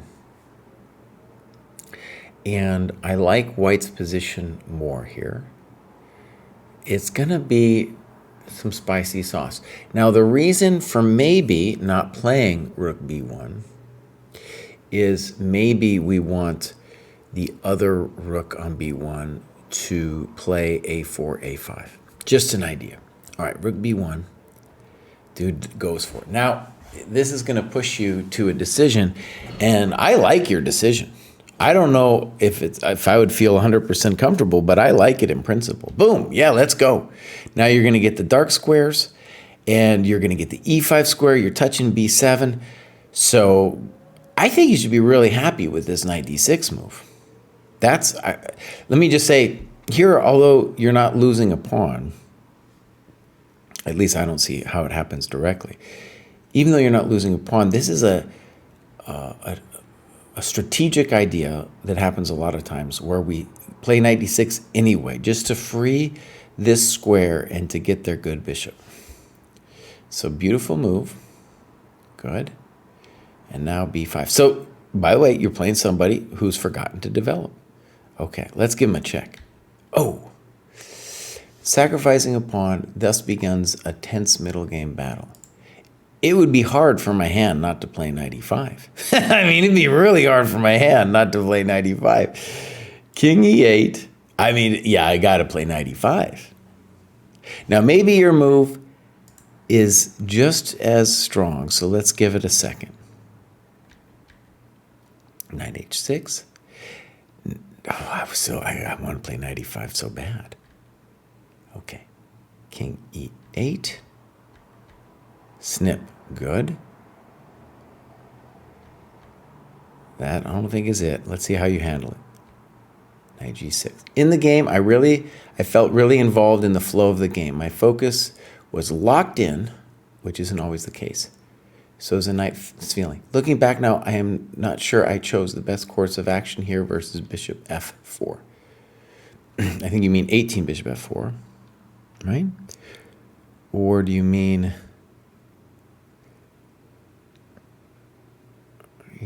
yeah, not sure what you mean actually. So,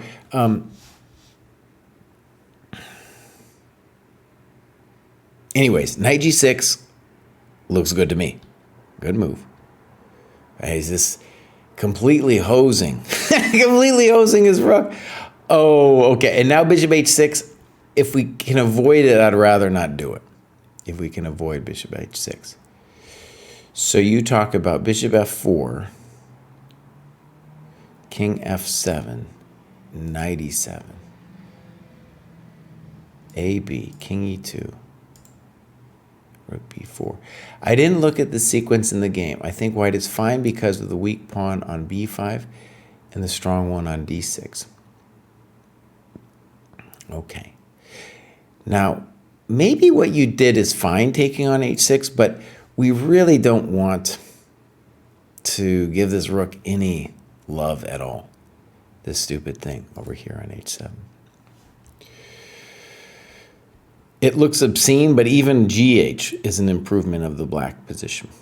No, but he's got to attack the knight. He's got to attack the knight. Kraai. Come on, Kraai. Hold it together. Knight f4, good. King e6. e6.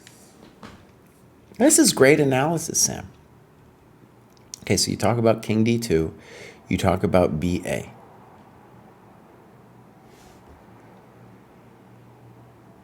Now, let me just talk about the worries of this position. My concern is that that king is going to be a valuable blockader. And that the point of BA would be to get the rook to the 7th rank. That would be the main point of playing BA. So let's look at your analysis here. So BA, well, that's not going to work, right? So here we go. And here I would want to just play rook b6, right? No, nothing for you. Look how dead that knight is. Crispy critters. Now, maybe it's not so simple. In fact, maybe we want to play king d2 first, because on rook b6, maybe, I'm just going to say maybe he can get away with that because he's got this trick. So knight a6, and we just fix our guys, right? And we say, if you take this, I'm going to wail on you. And the main point to see is that the rook is hosed, totally hosed, right? That's what black did to themselves by never developing their stuff. So yeah, this is a winning position. Okay, now maybe b6 is okay, but you can, I just want you to see how I'm nervous. I'm worried we're going to lose this guy, and I'm worried that this... It's got to be good for you though, right, Sam? Right? This guy... Okay, let's give it a chance. I think this is going to work. King d2. Fine. You could also play b7, but there's no rush. Knight c6. Oh, wait a second. Wasn't there a rush? If we play b7 first, he has to go to a7, which is worse for him, because then he can never play knight c6. Yeah, I think we wanted that. And then king d2, right. Okay, now maybe yours is going to work too, but you see why I'm nervous. Now, I didn't want the rook to go to b8. e5, that looks frisky to play e5.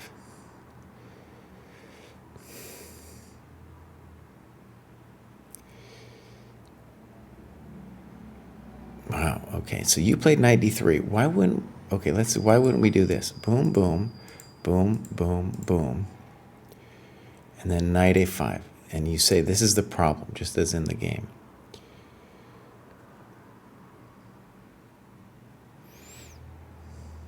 That is kind of a problem. Good analysis. Is that something, okay.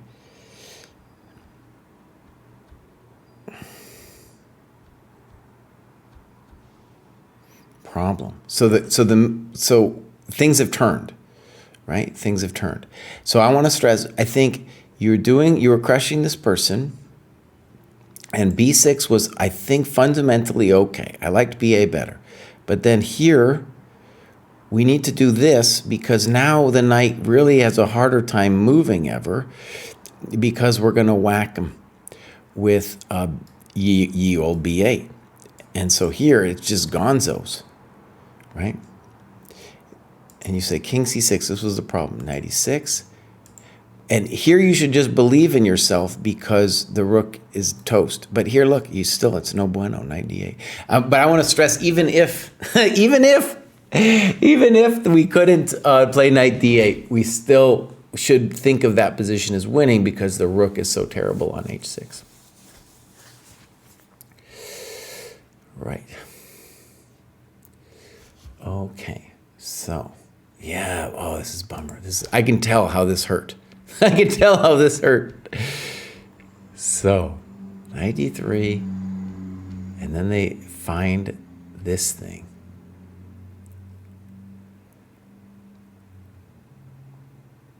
King c3, okay. I think, you know what, Sam? I remember seeing this game. Now, so things have gone against us, but why wouldn't we take the pawn now? No, okay, knight b4. I understand where you're going. He takes. I don't know about taking, by the way. In principle, I don't like it because now your king is active. Oh yeah, now we're back on top, baby. We're back on top. Thank you very much. By the way, let me just stress with the time graph, both players are, they're down like 18 minutes. Well, you can see it there, 27 and 25. And one thing I do know about Sam is she's got a time trouble problem.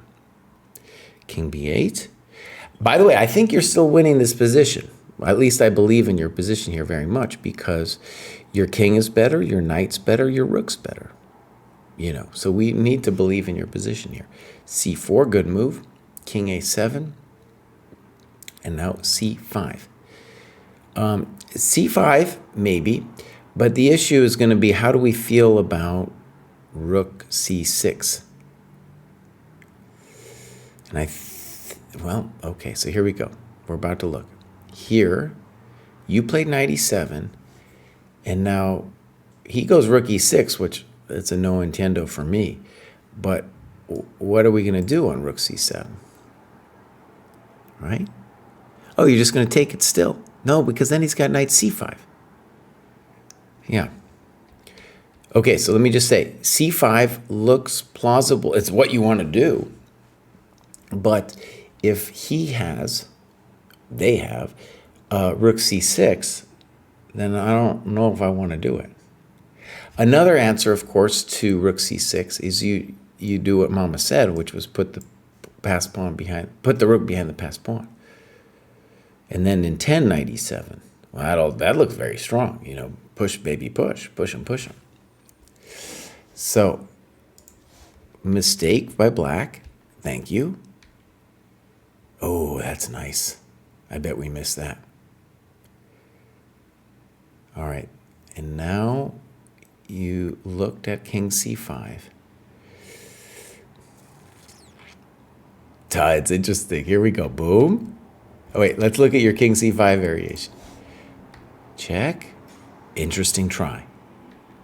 By the way, have I played many games where I missed knight takes c5? Yeah. Check to the miserable king. And now he's threatening rook f6, so we got to do this. Rook here.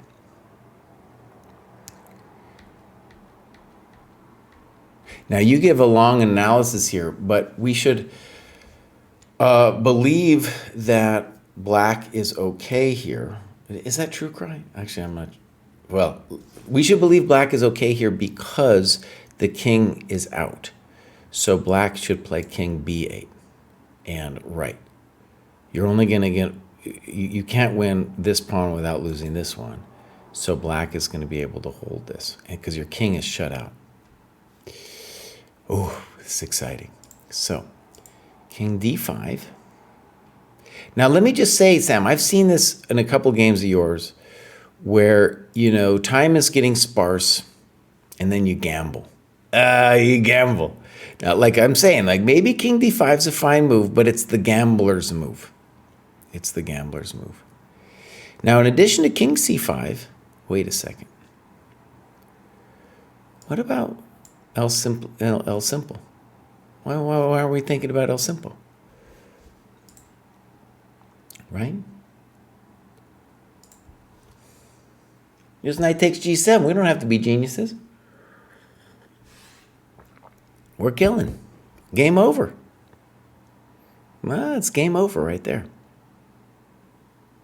Yeah. I don't know, like here, here, here, and this is a winning position. I granted it takes a little bit of technique, but we have the better king, the better rook, and of course, some mean old pawns. Okay, so king d5. She's a gambler. She gets nervous, then she gambles. Okay. Like you're trying to, I can tell, you're trying to mate him. And now king c6. It's a little bit unclear how the mate is going to happen. You can tell you're trying to mate him.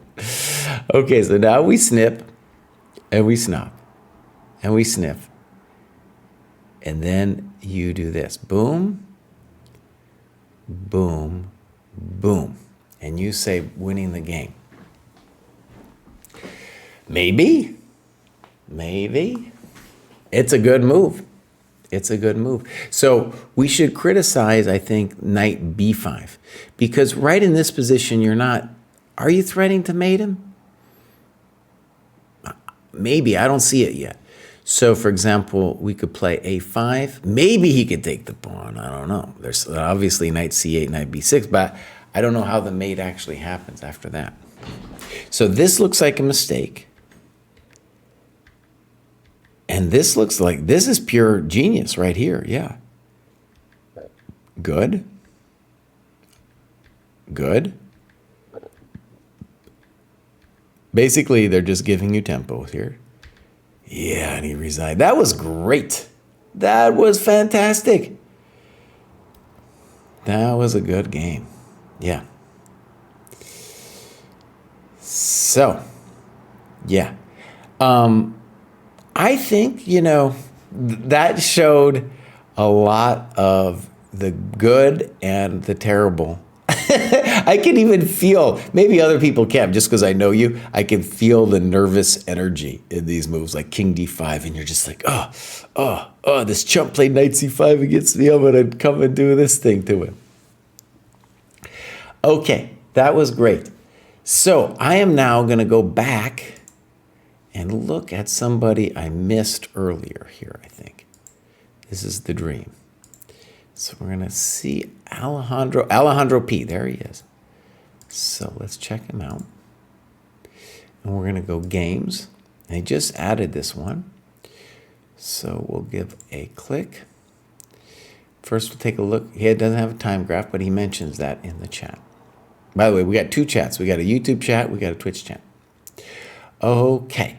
So, what do I need to do here? I need to go game review. GM Bach, thank you for rating us, buddy. I've known GM Bach since he was a small little chump kid. I think we played when he was a chump kid. We had a draw. I was mad. In any case, thanks for rating. We are doing the graduate show here. Every week, we look at the profiles and games of people who have graduated. That means going from one 100-point band to the next. And this here is Alejandro Pinazzo Acosta. So here we go. Boom. And he's done maybe just a little bit of notes, just in the heat of the note taking, because maybe since we started the stream, I don't know. But so far, I want to say everything okay. 94. Little frisky because we're not developing, right? Now, bishop b5. All right, so bishop b5 is the first move of white's that doesn't really make sense, but we have to have some sympathy for him because it's a little hard to know exactly what white should do here. I'm not in favor in general of the move knight e4. But it did prevent white from playing e4, which would have opened this bishop up. Okay, so here we go. Bishop b5. Let's give bishop b5 a chance. Bishop d6. And now there's a snip. And then there's a knight d2, which is not the happiest of things, because how is white getting out? I don't understand. So let's go back and say this was all fairly logical. But here white lost the thread. And for the annotation purposes, it would be good to just think about, like, well, what should white have done? Right? What should he have done? Bishop a6 is a thought.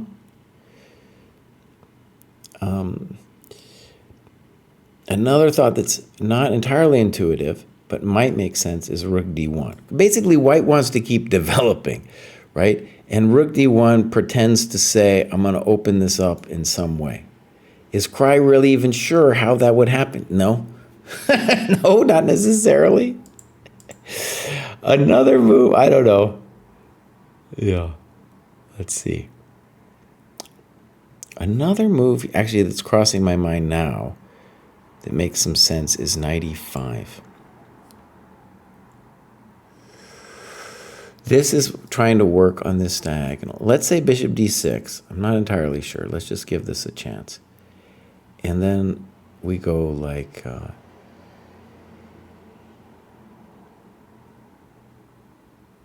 yeah, snip, snop, snook, snigger, tigger, and then black has to worry about this rook d1. Now, we still have good chances of survival just because this bishop is so bad. Like, so bad. Yeah. Okay. Someone in mentioning rook at jacket is entering knight e1, intending f3. Possible, but notice it's not fixing really. Like, then we'll have to fix the knight on e1. So I'm going to say knight e4 is an interesting move. I don't even know what white should do. But white does not solve their problems. Knight d2 is terrible. And they don't notice it's really important for white to fix this thing, and he's not fixing it. Now this move I don't like, c takes d4, because let me just say this is important about chess development, is that when you take, you free this thing, and you're also going to give a tempo to this guy. So we'd rather not. What would be better? Well, let's think about it.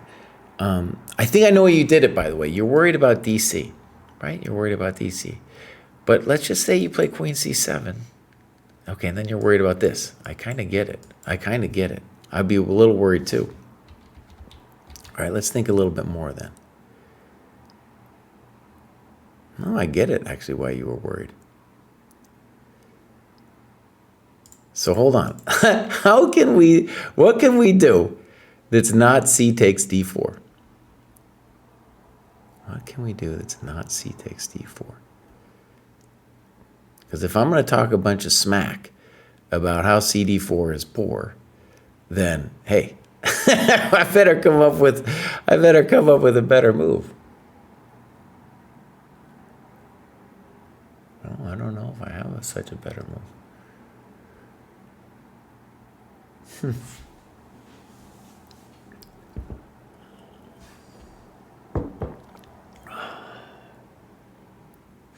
This game is full of surprises.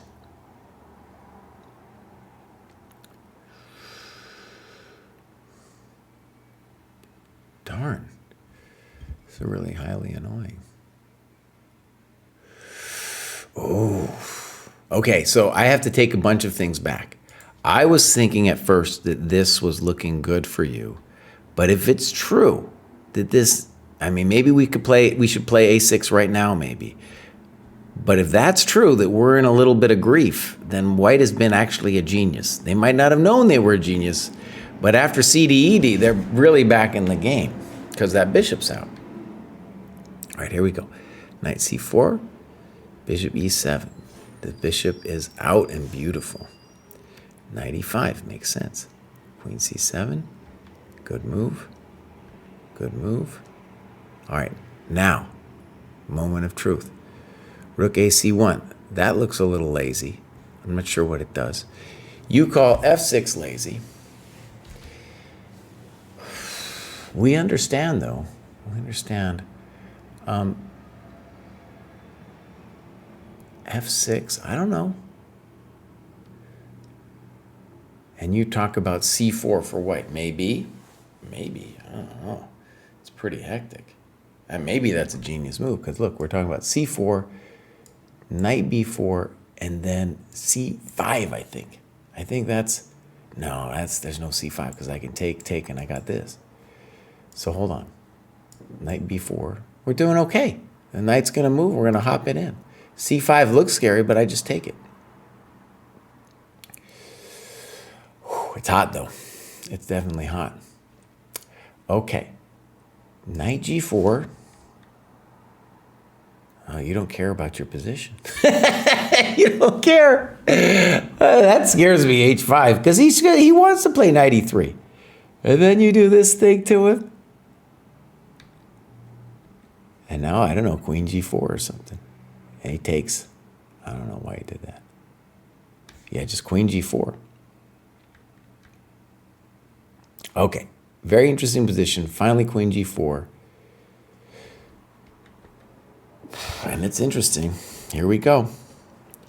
So, I want to say one thing, Alejandro. I have a feeling, I don't know if I'm right about this, that you annotated this just maybe quite quickly as this was done, as we were doing the grad show.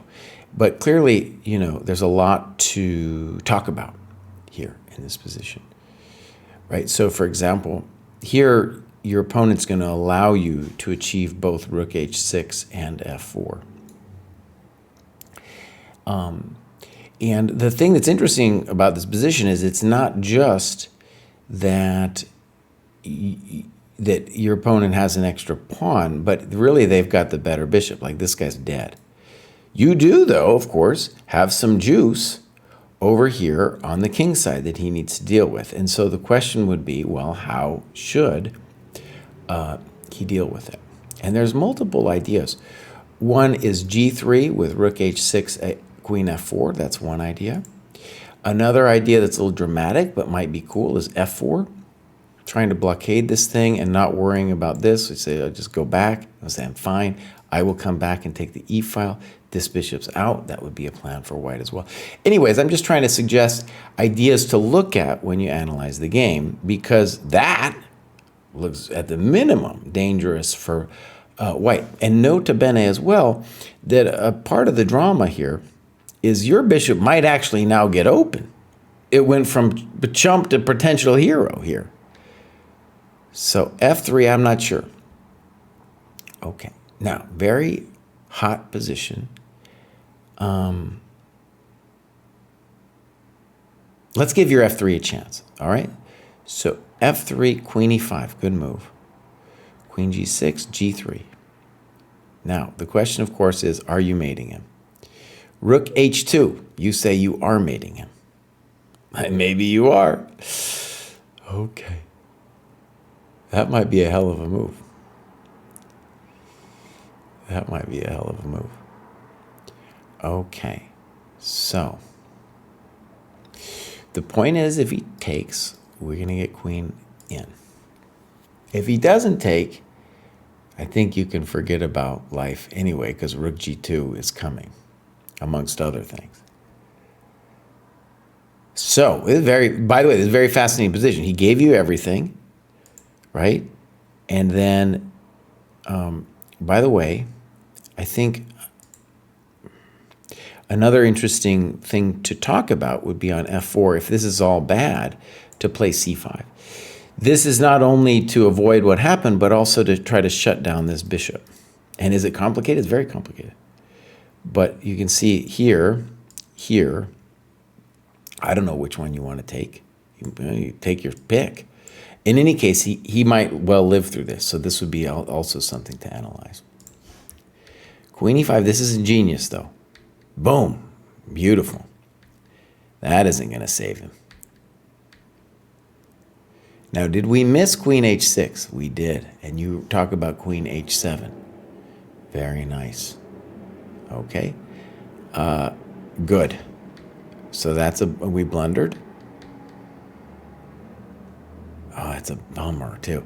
And not only that, but we could have thrown in rook g2, and then we wouldn't have had wouldn't have had this. b4. No, buddy. What are you doing? b4. If you want to pass pawn, make a pass pawn, buddy. You don't have to be you don't have to be so fancy about your pass pawn. Okay. b4. I don't understand g5. Giving the king to the G. Okay, maybe I do. Okay, so this is what he wants. He wants to do this. It takes a little while, but if he achieves it, it's all over. All right, good. Let's give it a try. C takes. So now clearly b4 made 0 sense, right? 0 sense. Oh, buddy. Oh, buddy. Thank you. Thank you. Well, now we're just up everything. So interestingly, in this position, what would be the question? The question would be CD, followed by rook c7. And then here we don't have time to do what we did. So b4, clear loss of tempo in a massively important position. Okay, genius. Well done. And Alejandro, it's great that you're in the program, buddy. Okay, let's go back. Boom, we still got mucho people here. How many people we got? Oh, they're killing you today. See what I'm saying? I'm dying today. Am I ever going to make it? I don't know if I'm going to make it. I have to do an emergency show later. Okay, next up is Duzra. Duzra says, tournaments have been a bit up and down lately, but I do see the overall improvement happening both positionally and tactically. My confidence in play against stronger opponents has improved drastically, and I scored my highest rated win by far in this last tournament. Okay, Kraai, your scene is all wrong. That's DM Hoki's fault. He's not telling me. He doesn't give Mitch Fabian the juice to yell at me. So here we go. This is Duzra from Canada. Ooh, you guys, look at this. Look at that heat map. This dude is working all of the time. All of the time. Okay. So Duzra is doing the tests. He's doing a lot. Doing a lot of work. We got Canada and CFC. Okay. Now I feel like that is this group needs to be combined into one activity. Tell us where you are, dude, because Canada's a big place. You know, I consider myself a friend of Canada. Played a bunch in Edmonton and Calgary. Toronto only once. Okay, so here we go. We want to look at how this person did it. And that's what it looks like. Beautiful, right? Beautiful, looks, yeah, fantastic. And let's see if we got a game. We got loads of games. And then CM and another CM, I think that's short for Candidate Master. So we're gonna look at a game where Duzra is playing somebody who's significantly higher rated than themselves. We got an amazing time graph here. And Duzra, I believe, is white. So we can say at least Duzra was thinking. And this person, maybe they were winning at a certain point and stopped thinking. So we'll see how that ends up looking. And we'll go game review. Boom, boom. So here we go. Good so far. Good. Good. DC4, maybe a little controversial. Fine. Fine. Now,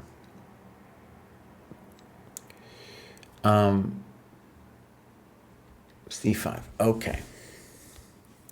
So what was controversial about what Black did is that he lost a tempo in what would be normal lines where instead of being at A6, B5 directly, he played basically a step with B6 and then B5. Now, how big of a deal it is, I don't know.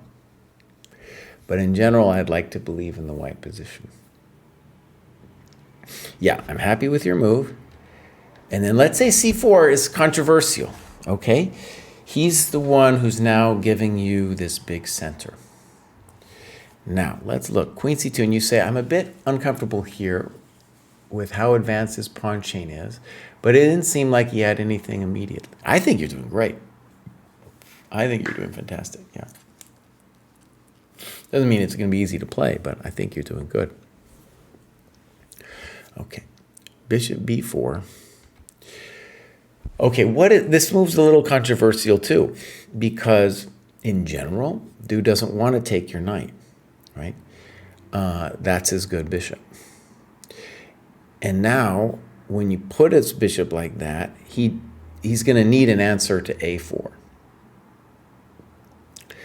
So I think our candidate moves here should be rook fe1 and a4. Let's say something obvious. We are up in time, right? We have this center and we are up in time. How much? We're up 2 tempi, right? Because he owes us a castles. Excuse me, 3 tempi. He owes us a castles. We have our queen out and it's our move. So we are up 3 tempi. That means we're doing great. That means forget about the pawns. Pawns ain't people, son. Pawns ain't people, Duzra. Right? Okay. So anyways, a4, rook fe1. Both those moves look like the ones we could consider. We might even play a4, see how he responds, and then play for rook fe1. Right? Okay. That I don't know what our plan is. And there it feels like we're giving up our development advantage is what's happening here. He makes this move. I don't like that. I don't like bishop takes c3 at all. So you took with the queen and say on pawn takes, it feels like your c3 would be really weak. No, I don't know about that. Let me just say pawn takes looks the most natural to me. So queen takes. You're still doing fine. And now, right, here you want to play f3. At least we're going to call f3 the standard move. F3 will dominate the black knight. And also just in general, you're going to want to put your pawns on light squares now that this bishop's on the dark. And he gets to do that to you, which is, that's the first move where I'm like, okay, this kid might be a candidate master or something, because now he's messing with you on the light squares, right? Now we're worse. King g1, I don't like it. Spent a lot of time here debating king f1 versus g1. Looking now, I'm not sure why I wanted to make king f1 work so much. I think after analyzing the queen trade on the previous move, I was still really focused on getting my king toward the center. First of all, it's a difficult momentito here. It's not clear what we should do, but it's also, I don't think he's threatening anything yet. I guess if I was black long term, I'm looking at just putting a rook here and then pushing it down. So the real problem is we don't have any play. We don't have any juice, and he's coming. So what you should see, by the way, we're looking at a kind of much higher level kind of discourse than we have through the other games. Not to say those other games weren't good, but this is a little bit deeper. And what I want you to see is with Queen f3 in particular, you've lost your dynamism, and now he's got easy and a very simple plan with pushing it all home. All right. I don't know what you should do. It's just king g1 doesn't do anything, right? Maybe h4. This what he's doing. Okay, let me just say, I don't like it. I don't like it. He had a very simple plan to play rook c8 and push the pawns. He didn't do it. And now he's making more grief for himself. That's a little fancy. Why are we playing bishop c7? That makes me nervous. Right? Now maybe a5. f5. Oh, this guy is trying to come at you here. He wants to play, apparently, g4 and knight g5. I would have wanted just the bishop here, I think, or somewhere on this diagonal. Bishop b4. Doesn't do anything. Maybe we can play a4. I think he might have given you that opportunity. We definitely would like to open up our rook.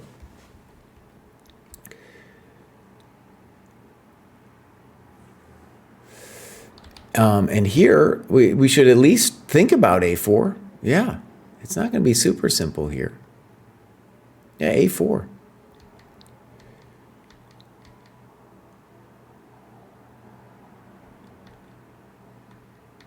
What's happening here? But aren't we in big trouble? This was the move my opponent thought was particularly bad. Well, it might be particularly bad, but aren't you like, isn't it Hoseville's already here though? Like he's in full control of the game. We can't do anything here. The game has been decided.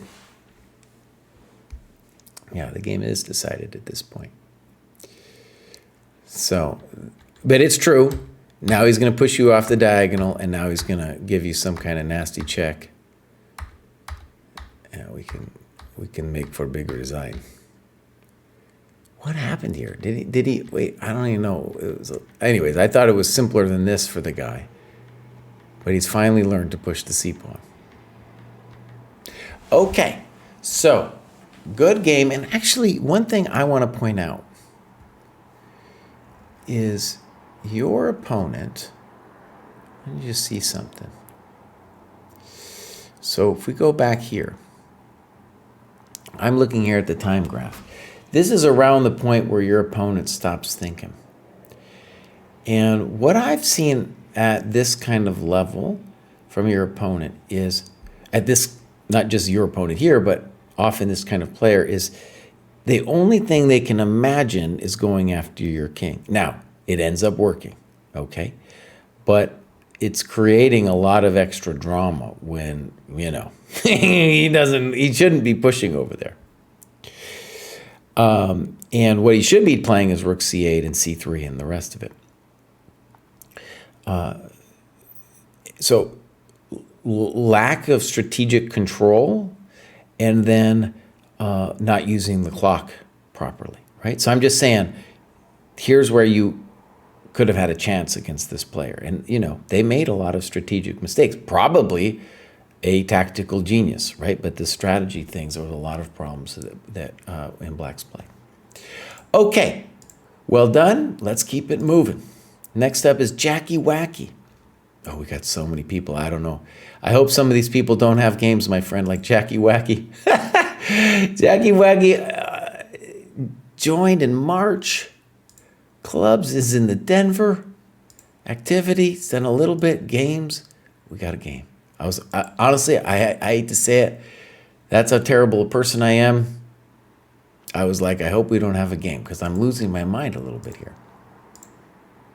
I'm like, how do these people do it to me? All right, this is Jackie Wacky. We don't have a time graph. Okay, e6, terrible move.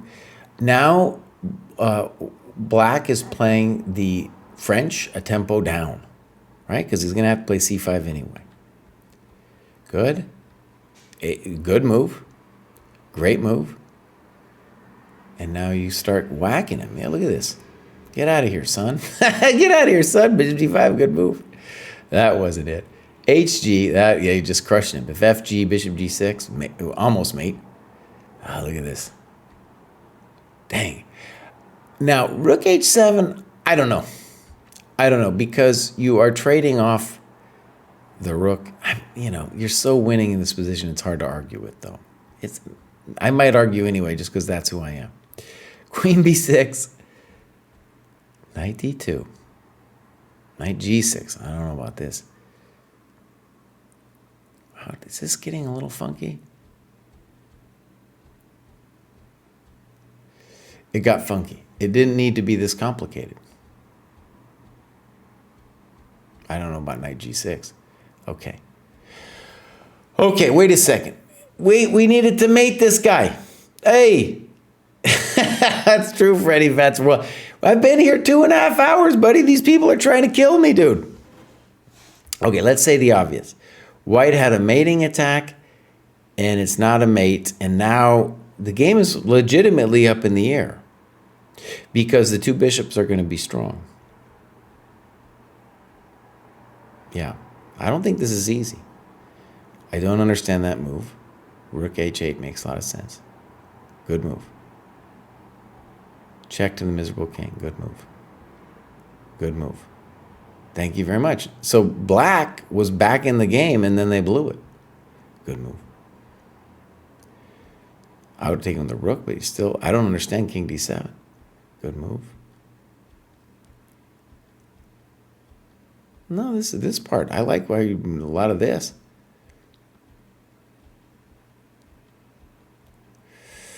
Maybe I don't like some of it. Okay, we needed more notes here. More notes. In any case, you're winning this bad boy. Okay, so Jackie Wacky. Well done.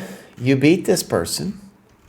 And I guess we'll say a little bit more info would have been nice. Like the time usage and this terrible e6 move. Also, later in the game, you're completely crushing them.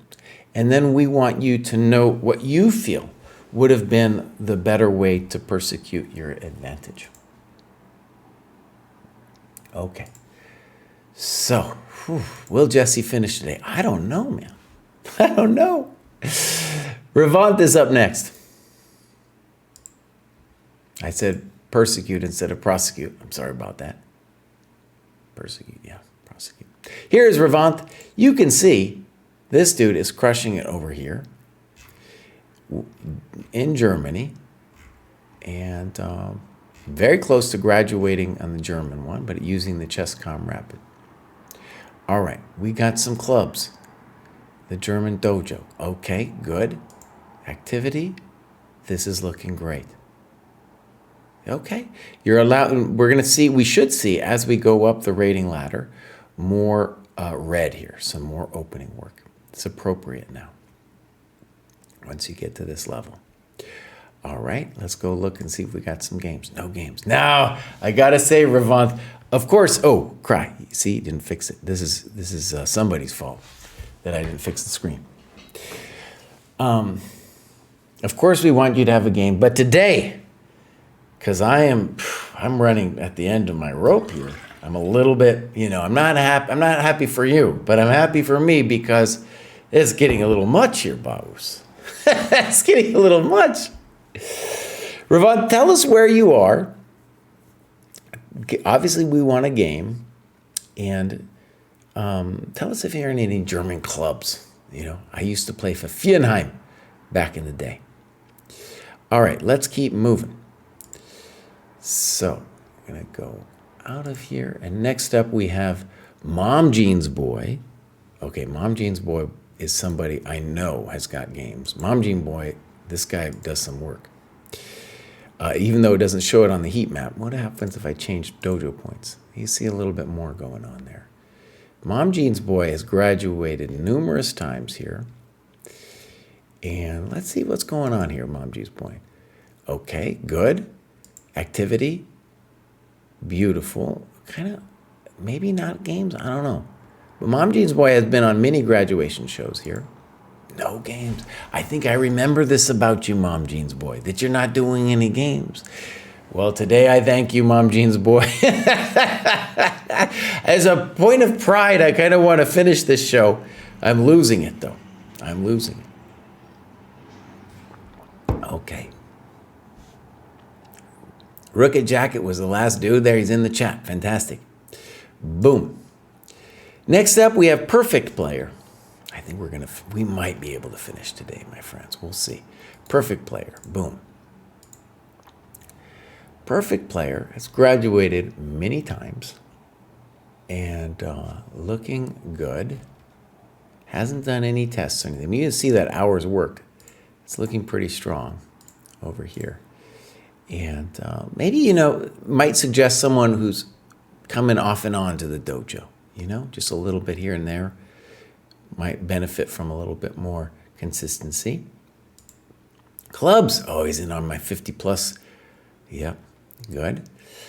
Then we got, I think we looked at this activity. Whoa, what's going on here? 15, 16? No, I don't know. Do we got games, Perfect Player? No games. There's a moment of thankfulness here. All right. Next up, we got Jafad. Of course I want people to have games. Of course I do. Now, this is, wait a second. Was that Jafad or Exhibit? Oh, he has different names. Also in Germany, 1688. Beautiful heat map going on here. Exhibit is your training partner? Okay. And he's got a German rating? Oh, so wait a second, beloved. This is the guy I met at the tournament? Oh, Mom Jean's boy. Yeah, Mom Jean's boy. Oh, Mom Jean's boy, buddy. Come on now. I met you at the tournament. I even said there, I was like, you're her training partner. You got to get it going, buddy. And I think he had a good event, as I remember. Okay. So, this is Exhibit. Now, we have a beautiful tactics test, just one, but still, that's a very high number. So that should encourage Exhibit. We should join the German dojo at the very least. Tell us what club you're in here. Activity. Lots of work happening here. Beautiful. Now, let me just say the obvious. When you get this high, it's harder to graduate. You know, the people you are facing are much more competitive themselves. It's going to take more work. And so this 124 hours of work that Exhibit did to graduate, oh, it's very laudable. Let's click on these tactics. Oh, beautiful. That looks great. All right, now that's just a beautiful looking tactics graph. And then maybe we want more middle games and strategy. Read some of Reassess Your Chess. Art of Attack. Okay. Openings, games, analysis. All right, let's see. Good. No, this is great. This is great. Okay, here's Exhibit. Oh, no games. Now I want to say, Exhibit, I've been a little happy about this because I was worried about me getting through this show today. But of course, especially you, buddy, you put in all this work. It would be great to see some of your games. Here's another thing that I've noticed. People who have already reached a certain level, such as Jafada, aka Exhibit, I think find it far more difficult to analyze their games. I think somebody who's new to the game hasn't yet invested so much of their identity in it is easier. They'll be like, Kraai says I should look at my games. Sure, I'll take a look. Maybe I'll look at it with somebody. If I make a mistake, no problem. When you're a little bit stronger, you got your identity involved in it. I often see people not doing their games. That was my only hope for getting through this graduation show today, which has so many people, because a lot of times these higher rated players can't bring themselves to do it. It's too psychologically painful. Their identity is so invested that looking at their games is just touching their coconuts a little too much. Okay, so Shavans says, I'm excited to have reached another graduation. This one happened when I changed my preferred rating to Lead Chess. My ChessCom Rapid was based mostly on 10-minute, but recently I replaced those with fewer, slower Lead Chess games, and now that my Lead Chess rating has stabilized as non-provisional, I'm graduating. Great. So, beautiful heat map, pandemic player, married 2 kids, or early with the kids. Man, early with the kids. I should have been early with the kids. If I had started with him, I'd be done. I'd be traveling the world. Now here I am. Stuck with those miserable kids, dude. All right, clubs. Chess moms and dads. There we go. In the Chicago, in the Indiana. All right. Activity. So we want to look 15, 16. He did it pretty quick. He did it pretty quick. Now, I'm not seeing any games. Is this going to be another case? No, he's got plenty of games. So hold on. Shavans. Wait a second. It just, or maybe he hasn't done any games recently? So maybe he already graduated. Like, this is kind of ancient. Let's see here. Like, we'll just see if I've looked at this one before. Yeah, I've already looked at this one. So, Shavans, you're doing great. We hope to see a game from you soon. Yeah, I'm impressed. I'm especially impressed that you're doing this with the kids. And I'm going to guess that this next graduation is going to be pretty hard. 1,600, 1,700, these are some strong people, you know. It's no longer Chumpville. Hopefully we'll get some annotations. You guys, we got 3 left. Am I going to finish this show? You bet I am. Yeah. Yeah, right? Rocket Jacket? When I was 28, I wasn't even dreaming about kids. Oh, my God. Hansy says, new to the dojo, not much. That's back in the day, they had kids at 28 all the time. He already has two kids. Maybe he started much early. Can you imagine? Back in the day, they would have kids with 18 or something. Oh, I'd be done. I'd be retired now. Hansy says, new to the dojo, not much work done yet. Fell flat on my face with the first checkmate test while having a 57 record on Chess.com Survival. Not used to the Zugzwang checkmates of maiden twos. The program is an important motivation to play longer games, which brings back the joy of playing better chess. Beautiful. All right, let's go take a look at Hansi here. 59. Nice. Playing chess 35 years. Gardner, Netherlands. Playing OTB till COVID. Oh, beautiful. Okay. Want to improve. I'm a friend in the Netherlands. My last name, Dutch. You know, I'm not really Dutch anymore, though. But I would love to, when I go back on my chess journey, I'm released, set free into the wild. I'm going to go play some tournaments in Holland, dude. Okay. So there we got the FIDE. The FIDE is much higher, probably because of the boost. But in any case, he is using the Chess.com Rapid. At this point, especially here, when we're up to 18, 19, we really want to encourage you to use the your OTB, whether it's we also have the Dutch rating system. You can actually use the Dutch rating system if you feel like you want to do that. That was one of the many improvements that we rolled out. Because we have a bunch of Dutch players. Let's see if we got a Dutch club with Hansi. Dutch Dojo, there we go, dude. 20 members. I'm telling you, Dutch chess culture, delicious. Okay, so Hansi joined fairly recently, is definitely active. Look at all that. And hopefully we're going to check this out here. Just joined, though, so we might not have any games. We do, though. Look at that. And now I don't feel bad. Because before, I was legitimately worried. I was like, if all these people have games for me to look at, there's no way I'm going to be able to make it through this show. We're going to make it, my friends. This looks like an OTB game, too, so I'm really looking forward to it. First question, do we got a clock? We don't. We're going to mark this. And then we're going to go game review window. All right, so here we go. Let's get into it. Good? Fine. Fine. Fine. A little weird, right? In 2012, this was the sharpest thing to do. Black wants a fast e5.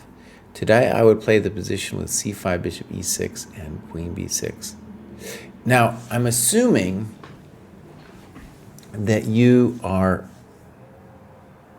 black, right? He says he's black. Now, let me say something. This knight fd7 thing is very spicy and, of course, a little bit unprincipled. But it's especially incorrect because normally what happens here for white is white plays h3 to avoid the knight h5 stuff. And then here, of course, it's going to make much more sense to play knight fd7. Because not only are you winning a tempo, but then later you're going to get some more juice on the king side. So, in this case, what we would hope for is knight h5, and we get a position like this, where your unopposed bishop, we're going to claim, is going to save you from any mates, and you're doing okay. Okay, so here we go. Knight fd7, a little frisky. H3C does it anyway. Okay, so what you see there is a player who is conditioned, right? They are conditioned. And a lot of London players have this problem, right? They just play the same thing over and over and over again. That's how it gets such a terrible reputation. So what would be better? Almost anything. Knight d2, c4, even knight c3 I would approve of more than this.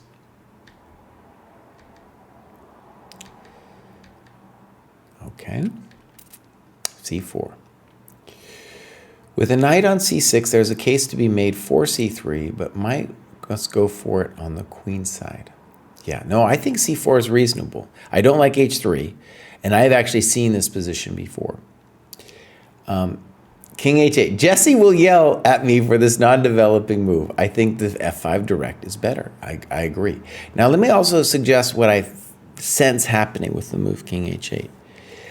I've actually seen this position with f5 before, where white plays h3. Earlier, I had a student who was obsessed with playing active, and he came up with this whole knight fd7 thing on his own. So we spent a couple games looking at this. And at first, I just want to admit, I didn't believe in it for black. And the f5 is one of the craziest positions I've seen. So anyways, what I'm saying is when you play King h8, what it feels to me like is you're delaying the madness. But you, my friend, have already committed the madness with knight fd7. So here it's kind of like you're feeling trepidation about the madness. The madness, it's already started. It's already started. So what you should play is f5, and you can just say to yourself, I have no idea what white's going to do. But I am the one who's played like this, so I have to continue with f5. I'm glad you gave it a question mark. And a lot of people have said that the easiest way to improve is just to make moves they feel I won't yell at them for. There it is. There it is. So if you feel like you're making that move, King h8, your hand's getting ready to touch it, and you feel like I might yell at you, well, stop. Might be a good sign. So here we go, knight c3, f5. Now, he plays knight d5. Do I like it? I don't know. You say, good move, next b4, aiming at c5, b5. And you play b6. I definitely don't like b6. Okay, so let's think about this madness here. My first intuition would definitely be to move this knight somewhere, probably f6. You could also consider the weird knight b6. I think I don't really want to play knight b6, but you might consider knight b6 if you were concerned about takes. Let me just think about this because it's a little complicated. Takes. But I don't think you should be too concerned about this position. You might have other options of how to play it too after knight f6. Takes, like maybe you can get away with that. I'm not sure about that. I don't know. Because maybe he can play knight e5. It's a mess though. We're going here. And I guess white is much better actually because the beautiful bishop. Now, one thing I want to stress. A reason that I did not initially think this position was playable for black was because the drama is if you play e4 ever, then we have a French structure where all of a sudden this bishop is amazing. It's just amazing because it's a great defensive piece and it looks inside your position. So that was my prejudice. However, we did find resources for black. And you are a tempo down now, okay, because you played King h8. So maybe it is already a situation where it's gone bad. But in any case, if you didn't like those ones with knight f6, then you got to play knight b6, because b6 isn't it. Notice also, they say that mistakes come in pairs, and while it wasn't quite in pairs, these two moves in conjunction, you've lost time. And really, when King's Indian, you got to be super sensitive to time because it's an attack on opposite wings. He has to bust a hole in your face over here and then come back this way before you mate him. Well, that's what it's about. And so he just needs a little time. Okay, now rook c1. You write, do not understand this move. Surely white should have done b4. Why else is the knight on d5? Okay, now bishop b7. I also don't like this. In general, as a King's Indian player, you have to be all about this bishop being here. This is your big piece, and so it does not belong on b7. Queen d2. White clearly doesn't know what to do. g5. Now, again, if we're going to play the g5, then the bishop belongs on that diagonal, so it can help doing your nasty business that you're trying to do over here. Okay, at least correct in spirit. Now the knight is poor. Oh my gosh. And now you're doing okay. Yeah, now you're doing great. Now, I just want to say, I'm certain, I am certain we need more annotations in this position.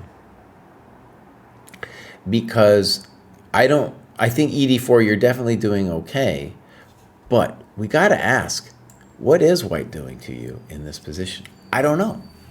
I'm not sure he's doing anything to you. You know, it's complicated and everything, but that would be a move to at least consider.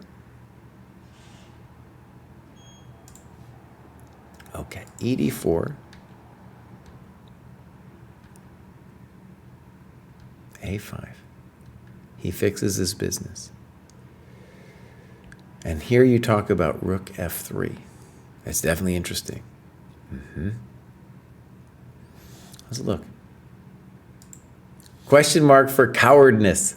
I like that. Queen F8. Now we got to say it's not that clear to me. Because at the minimum, the guy can play knight E1.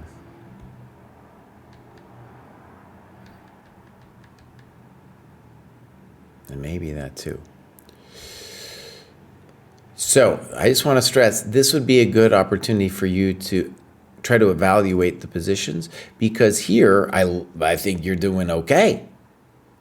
And knight E1, H5, well, it looks pretty good. So this whole thing, I don't know. Knight takes, queen takes.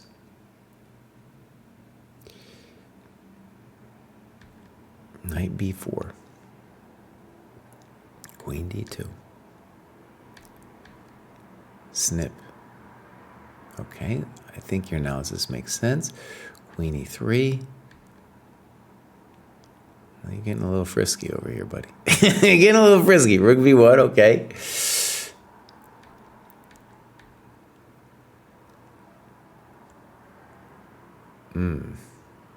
Yeah, bishop F4, isn't it? And now, you don't like bishop D5, but you should tell us what you'd rather do. I assume it's knight takes D5.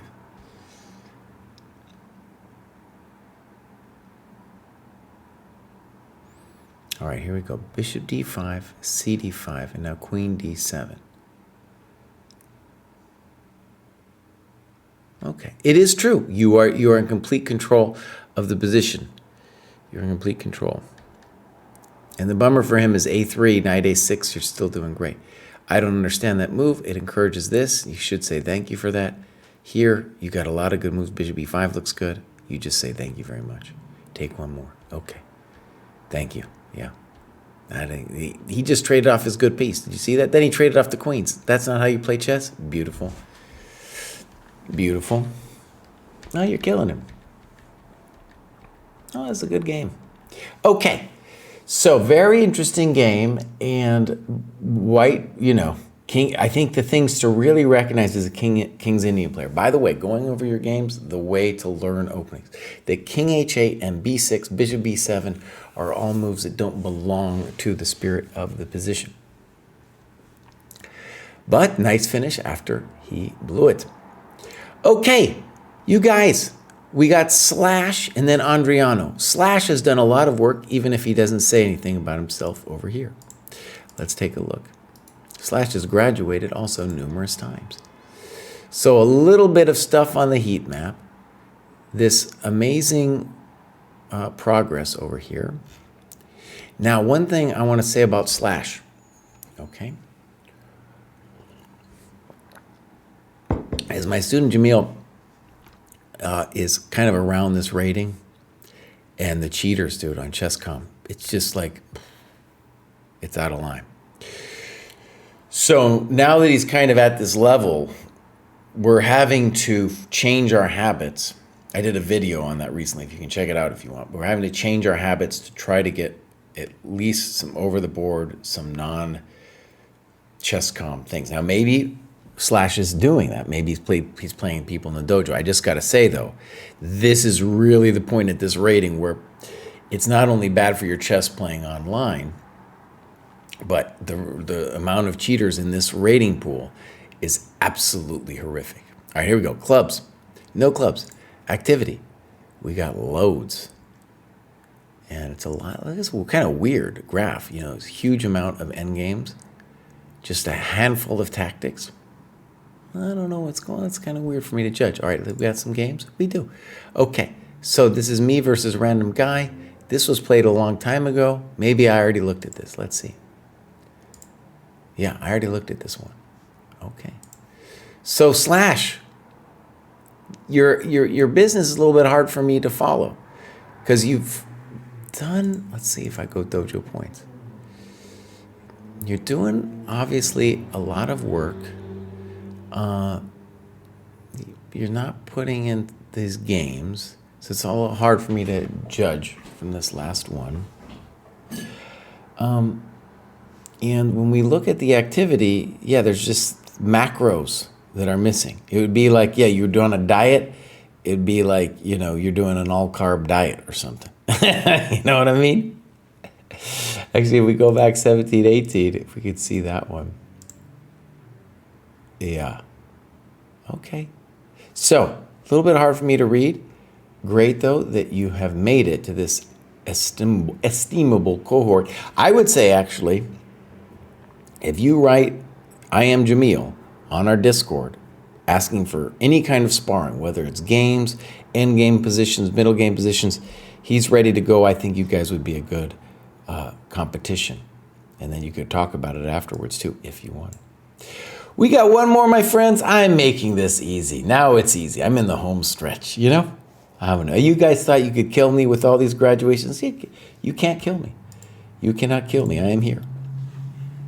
All right, Andriano says, my first FIDE rating was 1965 in a tournament where I beat some title players, but then I started to perform badly for over a year, falling to 1839.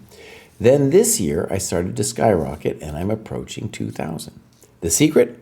Not chess, but psychology.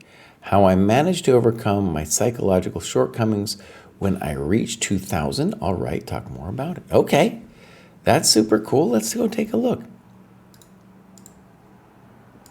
So, this is Andriano. We're going to follow Andriano. We're not seeing anything on the heat map. Then we got this FIDE thing. That's a staircase, my friend. So he started after he had his bad business and was working up to 1970. This is a real deal. It's hard. Okay. Now, Andriano, say more about yourself. I know you're going to say more when you make 2,000. Give us some clubs. Activity. We don't have anything going on. It's kind of weird. No rows. So, let me just say about this that, like I said, I think the higher rated players have a harder time submitting their games for analysis, right? Some of them are doing it incredibly well, you know, some of them that really are. But I'm just saying it's the first step. That's the hardest, to actually do it. And it's hard for them because, you know, if you're 1900, 2000, you've been working at chess for a long time. You got a lot of identity put up in there, and then looking at your games could be a hard thing to do. All right, my friends, that was a 3-hour show. That was a pretty good show, dude. That was a pretty good show. I'm not going to sleep, but I am going to close my eyes for a second. I stare too long at that screen. It hurts.